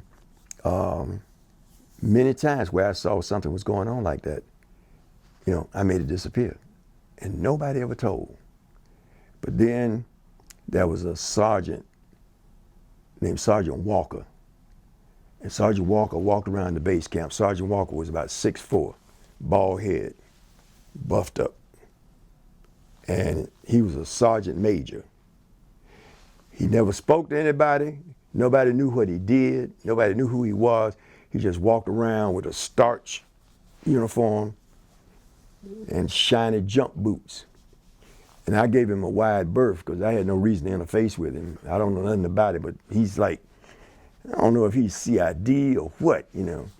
And so one day, a buddy of mine named Horatio McCall from New York refused to pull guard duty because he had gotten shot in New York doing something, and he had artificial vein in his leg. So he was exempt from pulling that duty. And so they gave him a court-martial. So I prepared his court-martial and prepared him for it. And so he goes to the court-martial that morning, and I prepped him. A guy came and ran into the office, and he said, Coleman said, you need to get down to your boy McCall. So they're doing him a job. So I go, and McCall is on the ground, and these two great big white sergeants that are MPs got him on the ground. One's got his knee in his chest, the other one's dragging him on the ground, and they're beating him. And everybody's standing around. And I run up and I pull him off of him, and I get him up, and he's yelling and screaming and crying, and he's bloody, and his hands are cuffed behind his back. And these sergeants are standing there and say he was trying to escape. He tried to not go for the court-martial. And I said, you all are lying. I said, because he was prepared for the court-martial. And so I got him up, and he's yelling and screaming and everything, and I cooled him down, and I got him ready for the court-martial and sent him on. And I said, when you come back this afternoon, I said, we're going to bring them up on charges. And so everybody started to disperse, and there was a lieutenant standing there. And the lieutenant said, Coleman, I'd like to speak with you. I said, you don't want to speak to me. I said, you're an officer, and you stood here and watched this go down. You don't need to talk to me. I had never seen him before. I didn't know who he was. And so later that night, a guy comes up and he said, hey, Coleman, listen, you know they got Sergeant Walker? I said, yeah. He said, Sergeant Walker wants to see you. I said, see me for what? He said, I don't know, man. So he said to tell you to come to his hooch tonight at so many hours. I think it was like 6:30 or something like that. And it was getting dark. And I'm saying, man, what does this guy want with me, man? I don't want no parts of whoever this Sergeant Walker is. So when I get there, he's got this little hooch and everything, you know. So I walk in, and he said, sit down. And he's sitting there, and he's got his chair raised back, and he's got like a crate, wooden crate, shipping crate there. He's got his boots up there, and he's laid back. He said, sit down. And I'm sitting down, and he said, you drink? And I said, yes, Sergeant Major. So he pulls up 2 canteens, and he pulls up a bottle of Johnny Walker Red, Johnny Walker Black, and he said, pour a drink. So I poured up a little drink, you know. He said, no, you say you drink, pour up a drink. And I'm saying, he don't know what he's asking me, you know. So I poured up a big drink, you know. So we sat there drinking and just chit-chatting for a minute. And then all of a sudden he said, bam, put his seat down. And he said, look, let me tell you something. He said, that was one of the stupidest moves you ever could have made today when you disrespected that officer. I said, yeah, Sergeant Major. I said, but he watched McCall get beat up, et cetera, and he says, I don't care about that. He said, that's not the issue. He says, you're handling all these court-martials and 212s and Article 15s and bad paper on these guys. He says, you're getting these guys out of trouble. These guys are able to go back to their families when they leave here. They can go on with life. Otherwise, they're going to get out of here with bad discharges or bad paper, and they'll be banned for the rest of their lives with dishonorable discharges. He said, you're doing a great job in what you're doing. I said, I don't know what you're talking about because nobody knew what I was doing. I said, well, I don't know what you're talking about, Sergeant Major. And he said, shut up, you know. You're not fooling nobody. You're not fooling me. I know what time it is. I've been watching you a long time. I know everything you're doing. He said, you're doing a good job, too. And you're doing a good job of covering your behind where nobody knows what's going on. He said, you're doing the right thing. But he went upside one side and on the other. And he let me know in no uncertain terms. He knew exactly what I was doing. And And it was a serious conversation. And so by the time, he said, now listen, he said, I'm telling you this because I'm rotating going home in 2 months. He said, I've been watching your back. He said, but when I'm gone, you're going to be on your own. And he says, you need to learn your craft very well and cover your behind like you're doing and keep doing this, that, and other, et cetera, et cetera. He says, because once I'm gone, you know, you can't have any slip-ups. And he told me some other things. And he says, now when you walk out of here, I don't know who you are. We never talked, never seen you before. And we won't talk anymore before I leave here. You don't know me, and I don't know you. And I said, well, all right, Sergeant Major. I said, Sergeant Major, I said, who are you? He said, you don't have a need to know basis. And that told me a lot right there, you know. And so secret clearance stuff, man, and I go and pull his jacket, okay? My little secret clearance wasn't high enough to get to who he was, okay? And so, and I came on out of there and I took to heart everything he told me. And so I made a mistake though. After he was gone, I was so tired of the insidious racism that I kept seeing and encountering and whatnot. I sat down one day and I wrote a letter to John Johnson, the publisher of Ebony magazine. And I told him that I would like what was going on, and I would like to ask him if he could use his influence to see if he could get a Congressional investigating committee to look into some of the atrocities going on in Vietnam. And I sent it to him personally.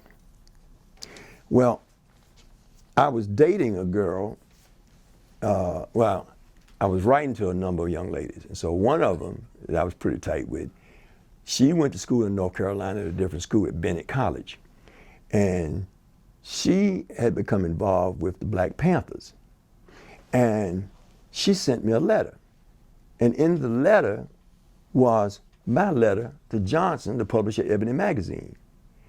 And she said, right on, brother, this is what we need is more black men like you to stand up. And I looked, and here in the letters to the editor section of Ebony magazine, she had cut it out of the magazine, was my letter. And I told where I was and some of the stuff that was going on, and I gave information that I should not have given and signed my name to it. And I didn't realize that Johnson was going to publish it. And what happened was that for the first time ever, Ebony, in August of 1968, Ebony came out with 2 issues in the same month. And it was a special issue dedicated to veterans, and especially the black veteran in Vietnam. And as a result, that letter was published in that article that came out. And this is the cover. And when I show it to people, many people say, yeah, man, I remember that. I saw it. And on the cover, it has, in uniform, black veterans, all the way from the Buffalo Soldier and Spanish-American War. And little did I know that Johnson took my letter and published it in the letters to the editor section. So I went 30 miles away to the troop command, to the PXs. And usually they had about this many, a shelf with about this large with Ebony magazines on it. So I was going to go and buy up all the magazines and destroy them before any of the commanding officers in my area found out about it.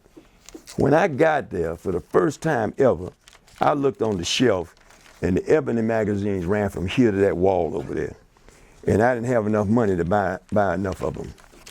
And so in the letters to the editor section, it just, ironically, my letter was published under something that they put in here related to something else called the Prince of Peace. And that's my letter and my signature and my APO in, that I wrote from Vietnam. And sure enough, superior officers in the area, and in fact, some of them that were practicing the racism found out, and the word got around, and it spread like wildfire. And so, so now in the base camp, something started moving on my spirit that was troublesome, and I don't know what it is. But being in the jungle and on patrols and whatnot, you develop a sixth sense and everything for survival. That same sixth sense kicked in and was telling me something is dangerous coming my way, man. It's riding on the wind. I don't know what it is. And so my base camp is about a 2-mile perimeter. And it's got the towers out there with the guys pulling guard duty and everything. And bordered by jungle. So I go out, man, and I'm troubled. So for a few nights, I would go out at night, and in all honesty, now I didn't do this on patrol, but in the base camp, and I would smoke a joint, and I would walk around the perimeter, and I'm smoking this joint, and I'm thinking like, what is it, man? Something's coming for me, but I don't know what it is. And I'm thinking about that article that she sent me. Yeah, I'm worried about that, but something else. And then all of a sudden, out in the middle of nowhere, there's nobody out here but me walking around this perimeter. And I'm at a part of the perimeter where there's nobody out there. And I see somebody stalking with a rifle. And I'm the only one out there, and so it's like it's following me. So I blended into the tree line. And I'm watching, and after a while, this guy comes by, and he walks by me. He doesn't see me. And when he walked by, I took him down. And let me just say this: the guy Horatio McCall that got beat up that morning, he didn't come back that evening from his court martial because he was going to beat it because we had medical evidence and everything. At his trial, the charges were dismissed, but those sergeants told the judge, and Your Honor, this morning he attacked us and did this and that because I told them I was going to bring him up on charges. So they did a kangaroo court and sentenced him to Long Binh Jail, LBJ jail in Vietnam, and gave him 6 months in jail. It took me 2 weeks to get him out of jail. And so now, when this guy went by me with that rifle, I know he's looking for me. So when he went by, I jumped him from the back and I took him down, and I had his rifle across his throat and I was choking him. And I was yelling at him, "Who sent you? Who sent you?" And all of a sudden, out of nowhere, an MP Jeep pulls up, and these two same sergeants that beat up McCall jumped out and put 45s in my head. And I'm thinking like, what are they doing out here in the middle of nowhere? Why is this guy in the middle? What's going on? Put the 45s on me, put me in handcuffs, and they take me to the base, back to the base camp. They called in the commanding officer and the first sergeant, and they're all standing in there. And this guy is sitting there that I jumped, and he said that he was part of the guard unit, and he was trying to stop me because I was trying to go AWOL through the wire to go into the villages. And I told the first sergeant, I said, he's lying, top, and so I'm pleading my case and everything. And this guy's sitting here telling these lies on me. And so he started lying again. So I ran over and I hit him and knocked him out of the chair. And they pulled me off of him. And so everybody's talking again. And he starts talking. And this time, when I jumped on him, they pulled me off. And the first sergeant said, "Coleman, cease and desist," which means now I'm locked down. And he's giving me a lawful order to stand down. And so I stand down, and I looked at this guy, and I said, "You know what?" I said, "You pointed that weapon at me for a reason." I said, "and you didn't get to pull the trigger." And I said, "Charlie tried to kill me, and he pulled the trigger." I said, "I'm gonna show you how it's done." I said, "I'm gonna kill you, MF, if that's the last thing I do." And so the room froze. And so then they calmed everything down. They left out. The commanding officer said, "Well, Coleman, look, go and get you some sleep. It'll blow over. Let's forget about it." A couple of days later, I'm sitting at my desk. MP captain storms by my desk, goes to see my captain, comes back out, leaves. My captain comes out, and he puts these papers on my desk. He said, "Coleman," he said, "this captain, MP captain, just brought these papers." He said, "And, well, son, you do these every day here." and he gave me some court-martial papers. And it says, on August 25th, 1968, you did threaten Spec-4 Javon Wall by telling him, "I will kill you, MF," and they said the words, or words to that effect. And so you communicated a threat to kill. And so we're giving you a special court-martial. There are 3 types of court-martial. A summary, they slap you on the wrist. A special is serious, they send you to jail. General is when they take you out and shoot you.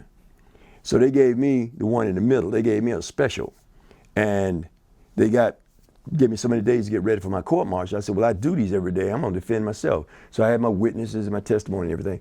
And my testimony relied on the fact that after being out in the jungle and attuned to warfare, this guy now has got a weapon pointed at me. It was temporary insanity. I didn't know what I was doing. I lost it. And so that was my testimony for 2 days. And at the beginning of the court-martial, they put another charge on there. They put another charge on there of destroying government property. They said because when I told him I was going to kill him, other witnesses in the room said that the look in my eyes and the seriousness when I told him that, they said that everybody in the room felt the chill in the room when I said it, and they knew that I meant it. And it was so devastating at that moment when I said that. And said that the guy, they had to send him to a place called Vong Tau, which is an in-country R&R location, for him to calm down and to get himself together. And at that time, they realized it was more serious than that, and that he had had a nervous breakdown. And so they had to send him to Japan, and now they had given him a medical discharge, and they got to pay him for the rest of his life, and as a disabled veteran. And so they got me also for destroying government property because he's GI government issue. And so the judge was a colonel, and he said, Coleman, he says, it's tough, son. He says, but you did communicate the threat to kill, you did destroy the government property, and so I'm giving you 6 months hard labor at Long Binh jail, and when you get out, you will make that 6 months up in Vietnam, plus the remaining 3 months that you have before you go home, at which time we will give you a dishonorable discharge. And so they said, you got 2 days to get your stuff in order. So I took the 2 days and everything. And the day that they were transporting me to the court-martial was going to be about 200 miles, I guess. And they were going to fly me. So here the same 2 MPs show up. And I said, you know what, I'm not going to even make it to jail, man. These guys are going to shoot me down and say that I tried to escape.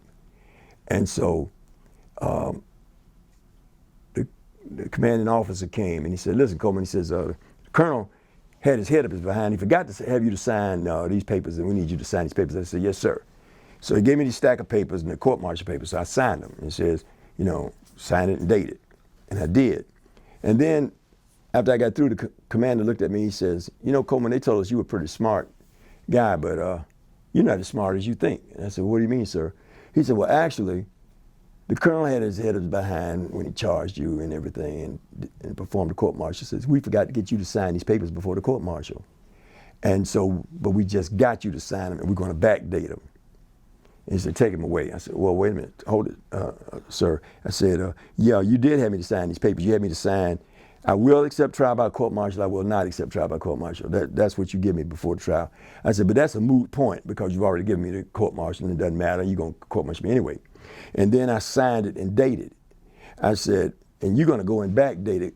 I said, because your signature's not on here. I said, but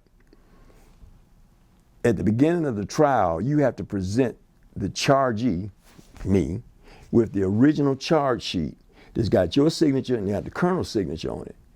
So that original charge sheet that you presented to me at the beginning of my trial, after the first day, I sent it back to the United States, to the Continental Board of the United States, to someone special. And if I'm not heard from in 3 days after my court-martial, I'm calling for a Congressional Investigating Committee as to where I am and what has happened to me. And I said, now on those papers, your signature's on there with the kangaroo court, you and the colonel. And he looked at me and called me some choice words, okay? And I walked off.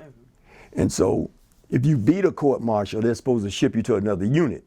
none of the other units wanted me because I had this reputation as a militant, a troublemaker, and nobody wanted to be bothered with me.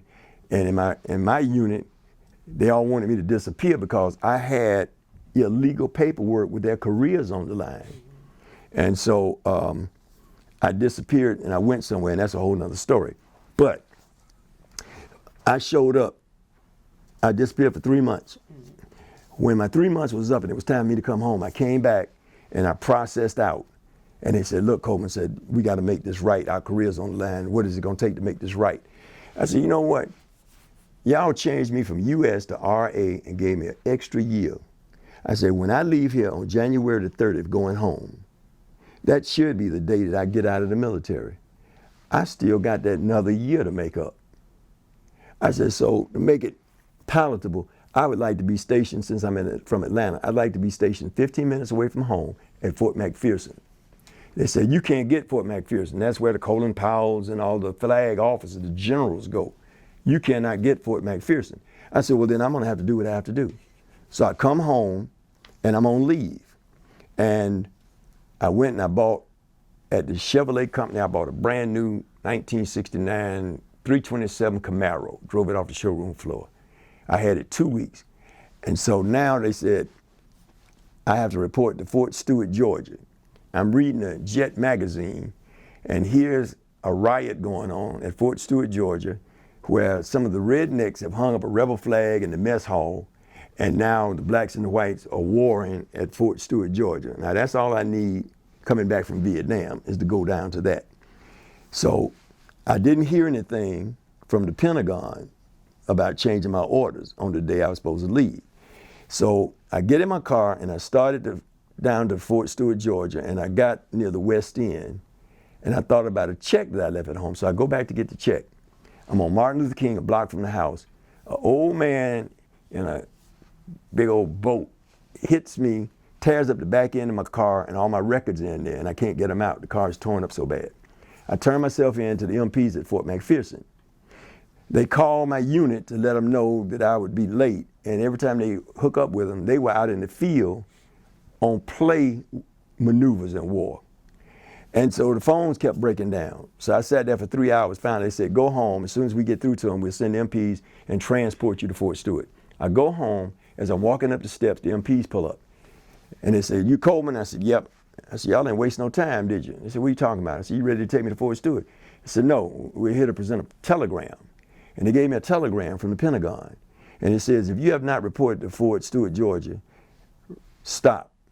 Report at your earliest convenience to Fort McPherson 3rd Combo Detachment. So my earliest convenience was about 5 days later. So I go out to Fort Mac and reported, and they took me to an air-conditioned office with all these beautiful wax in there. And I meet the first sergeant, and he says, okay, Coleman, you're going to be in charge of the communications detachment. I don't know anything about communications. He said, but we need to get you some more stripes. So he takes me across the streets, and they make me a sergeant. And they put me in charge of the communications detachment at Fort McPherson, which handles the Western Hemisphere. And so I would go to Fort McPherson every day from 7 to 3. And it was like, and they had to pay me to live at home.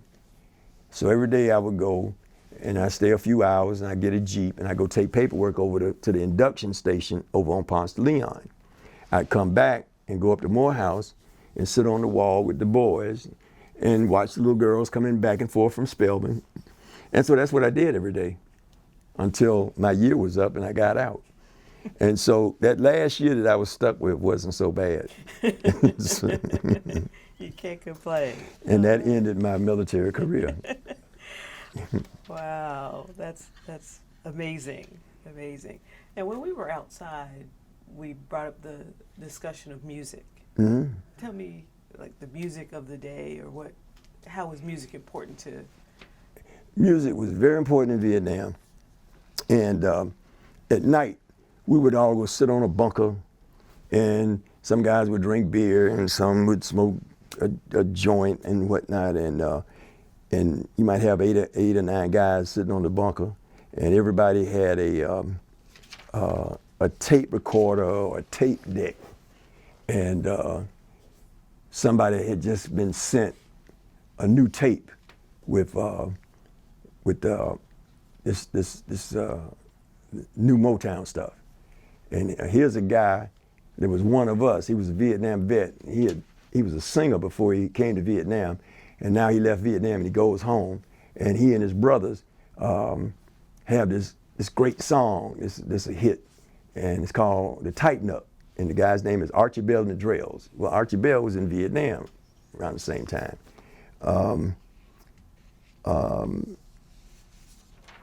Tammy Terrell, Ain't Nothing Like the Real Thing. There's a song that's like an anthem to almost every Vietnam veteran. And the song is, "We Gotta Get Out of This Place, if it's the last thing I ever do." Who's saying that? Yeah. I think like the birds or the animals. Eric Burden and the Animals? Yeah. Okay. All of the Motown hits, the Delphonics. I can't think of it now off the top of my head. The Delphonics, Temptations, all the Motown groups. And now there was a white guy, I found him a couple of years ago. He's in Indiana, I believe. And I remember one day, I'm telling him about Aretha Franklin, man. And he says, "Well, man, all you soul brothers, man, you play all the Motown stuff and everything." He says, "But listen," he says, "you know, you playing, what is it, Aretha Franklin? Okay," he says, "but I got one you gotta hear." And I said, "Who is it?" He said, "Oh man, she's the greatest singer of all time." Her name is Tammy Wynette. I said, "Man, I don't want to hear no Tammy Wynette." I never knew who Tammy Wynette was until a few years ago, you know. And man, and I remember the expression on his face, man, he was so hurt. When, you know, and I guess it was the same thing as if he had told me, you know, "Who's Aretha Franklin?" You know. But he was so hurt when I didn't know who Tammy Wynette was. But I was kind of, you know, you had the group that would go to the bunkers and drink beer and mostly smoke reefer. And then you had the rednecks and the other brothers that hung out at the beer hall and drank and whatnot, you know. And so I kind of fit neatly in between both groups. And I found a picture when I was talking about the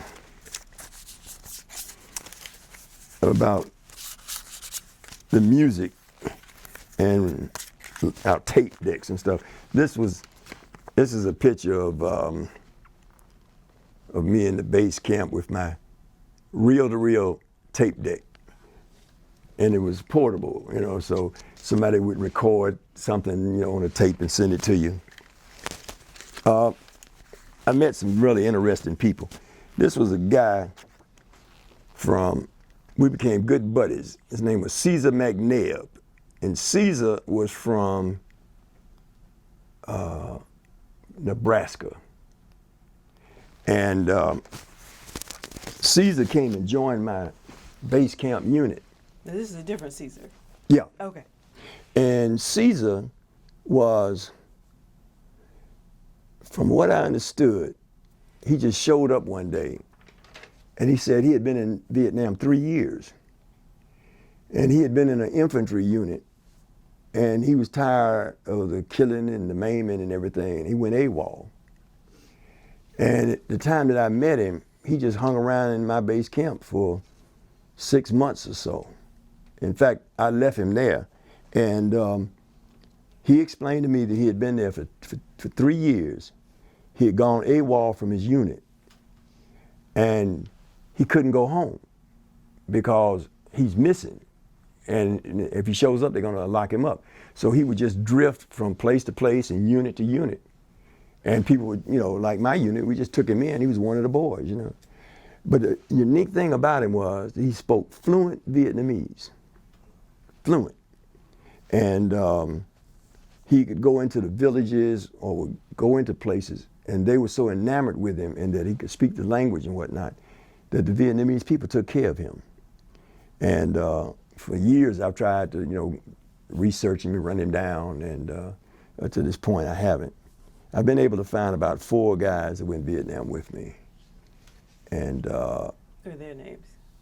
one is Jesse Frazier from Kansas City. James Chappelle, who I found a couple of years ago, and he's in Philadelphia. A guy named Owens from New York.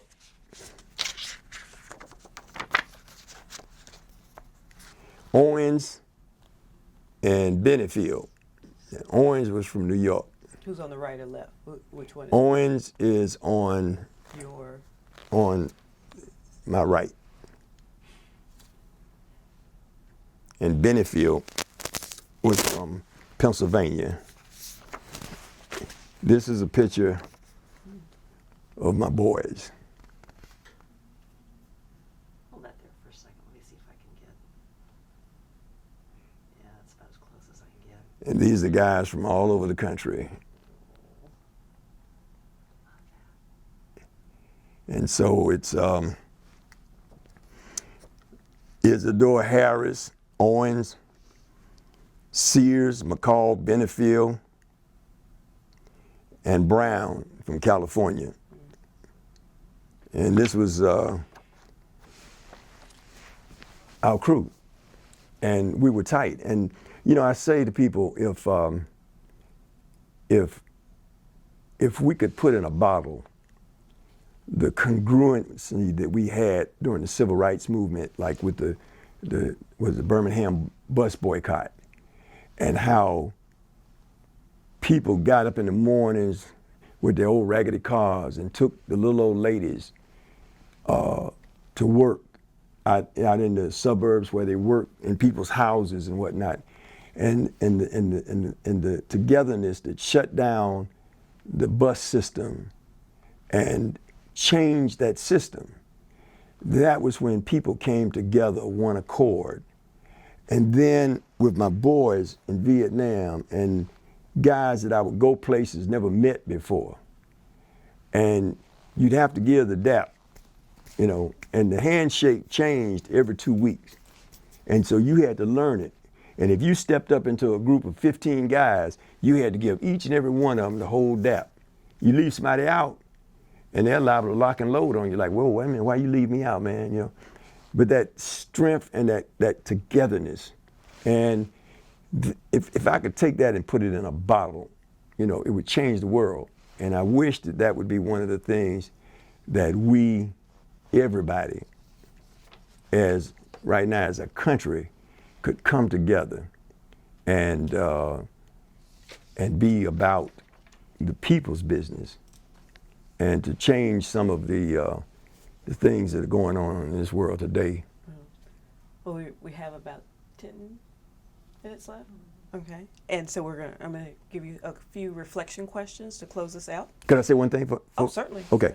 One thing I would like to share also is that you asked me about my parents and everything. Mm-hmm. My grandfather was named Will Coleman. My grandfather was the actual chauffeur out in this area that drove Miss Daisy. Miss Daisy's real name was Mrs. Lena Fox, and her grandson was named Alfred Urey.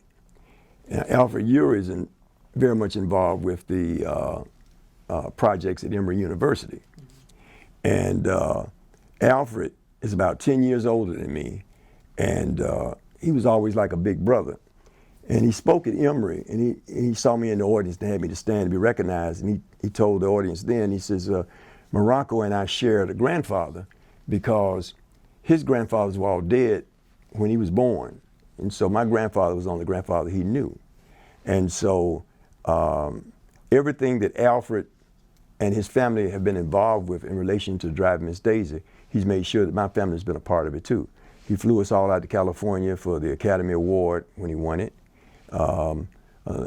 Both families we were flown to New York off Broadway when Morgan Freeman played off Broadway, and Alfred got the Pulitzer Prize. And then a few years ago, he flew my wife and I up to New York on Broadway for Driving Miss Daisy on Broadway, and my grandfather was played by James Earl Jones. So it's been a very unique experience that way, and my grandfather did own all of the Cadillacs, and my brother has the last Cadillac, was a 1964 Cadillac, and he has it at his house in Decatur. And so Alfred also had both of our families to come over here to the governor's mansion when the governor was not Neil, but the guy from up in some part of Georgia, Governor Neil? from Young Harris, Georgia. We're all of us are like Yeah. having a brain fart. Well, It'll come up. anyway, It'll we come all to us. had a dinner and program at the governor's mansion. Yeah. Exciting. So, your dad that went to Clark and was the dining car driver, his father. His father, yeah. Okay. And so you were still living? You knew your grandfather? Oh, yeah. Okay. Yeah. In fact, there's a chapter in my book where I share some moments that my grandfather and I shared when I brought him. Everything he did was in Buckhead or out in this area because everybody knew him because he handled Miss Daisy's business and his business too. And so he had me to carry him around one day, and I drove Miss Daisy's driver and took him around to different places that he wanted to go and to see people that he did business with. And we shared a day of history, and he gave me some things for life lessons that carried me today. And we were very close. Wonderful. So how would you, how did your wartime experience affect your life? Well, it affected my life. I felt negatively at the time. Now that I look back on it, it prepared me for who I am today.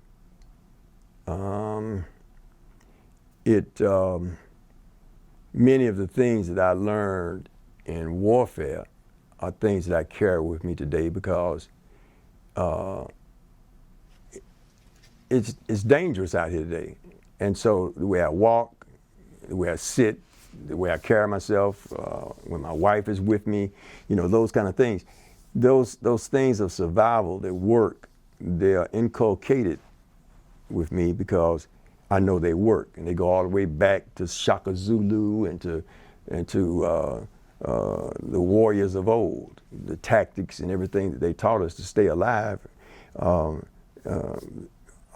things that are hard to shake off, and I really don't want to shake off. It's also, as I said, given me a purpose in my life and whatnot.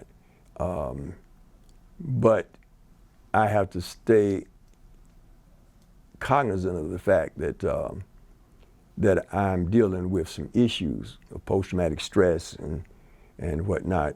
And so, I've been through the counseling and the whole 9 yards. And so it was like, it's affected me like this.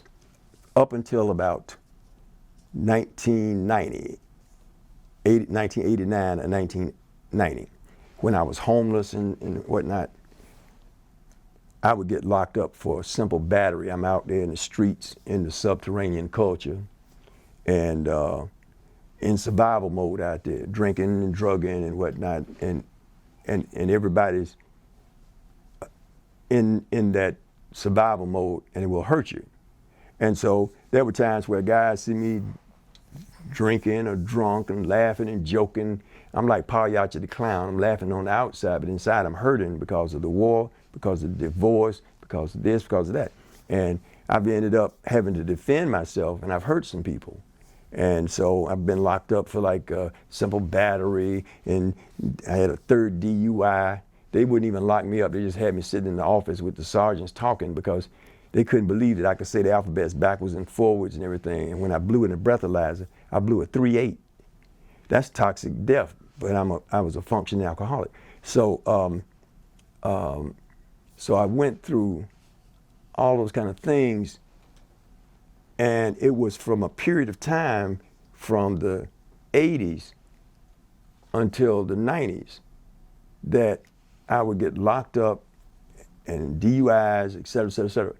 When I look back on the history, once I got some help for the post-traumatic stress and everything, I came to realize that I'm a ticking time bomb, because you remember I said before I went to Vietnam, I was at home, hearthing home at Christmas time and watching on the news there about what's going on in Vietnam. But I was partying at Christmas and Thanksgiving and New Year's and everything. But in less than 36 hours, I was put on a plane, and dropped into hell. In less than 36 hours, I left the Continental borders of the United States, and I dropped into Vietnam in a full attack called the Tet Offensive, and it rocked my foundation. And so when I was getting locked up with DUIs and battery and all these kind of things, subliminally and psychologically, what I was doing was, back in 1968, I had no charge of my life, because that government, that man gave me that weapon and told me to go kill that little brown man and stuck me out there into a combat situation. I had no control over my life. He had control of me and told me what to do. And I almost died that first day I was in Vietnam. So now, subliminally, all these years later, out there homeless, when that time of year comes around, my internal clock is saying, it's getting ready to come near that time of Christmas, Thanksgiving, and the Tet Offensive. And so I've got to take control of my life now. I had no control then. So I would go out and I would put myself in harm's way. I would put myself out into negative, zero effect situations and areas, because it's coming. And when it comes, it's whatever it is, it's gonna be devastating. But this time, I'm gonna be in charge. And it's not gonna ambush me like it did 47 years ago. And so I didn't realize that that's how sick and insidious post-traumatic stress disorder is. And so eventually, when I came to understand that, I was able to get a grip on what happened to me back then, what happened to me when the manifestations of post-traumatic stress started insidiously slipping into my life. And so now, when this time of year comes on, I get antsy and I might act out a little bit, and all of a sudden my wife says, hey, it's that time of year, you know, and I have to, yep, that's right. And so through the counseling and all the things that I've dealt with in relationship to post-traumatic stress, there is no cure. It does not go away. But what you are able to do if you embrace it is learn to live with it and how to manage it. Mm-hmm. And so that's where I am, and that's what I use in working with others that I have to help with it. Well, our battery is about to die. I've got some more questions, but this was fabulous, and thank you so much for your service and for what you've been doing for veterans and finding your purpose and living that Jeremiah 29:11. Thank you very much, and I sign all of my books with Hebrews 11:1. Yes. I walk by faith and not by sight. Yes. It's the evidence of the things hoped for and not seen. Amen. Thank you. Thank you. Thank you. Thank you so much.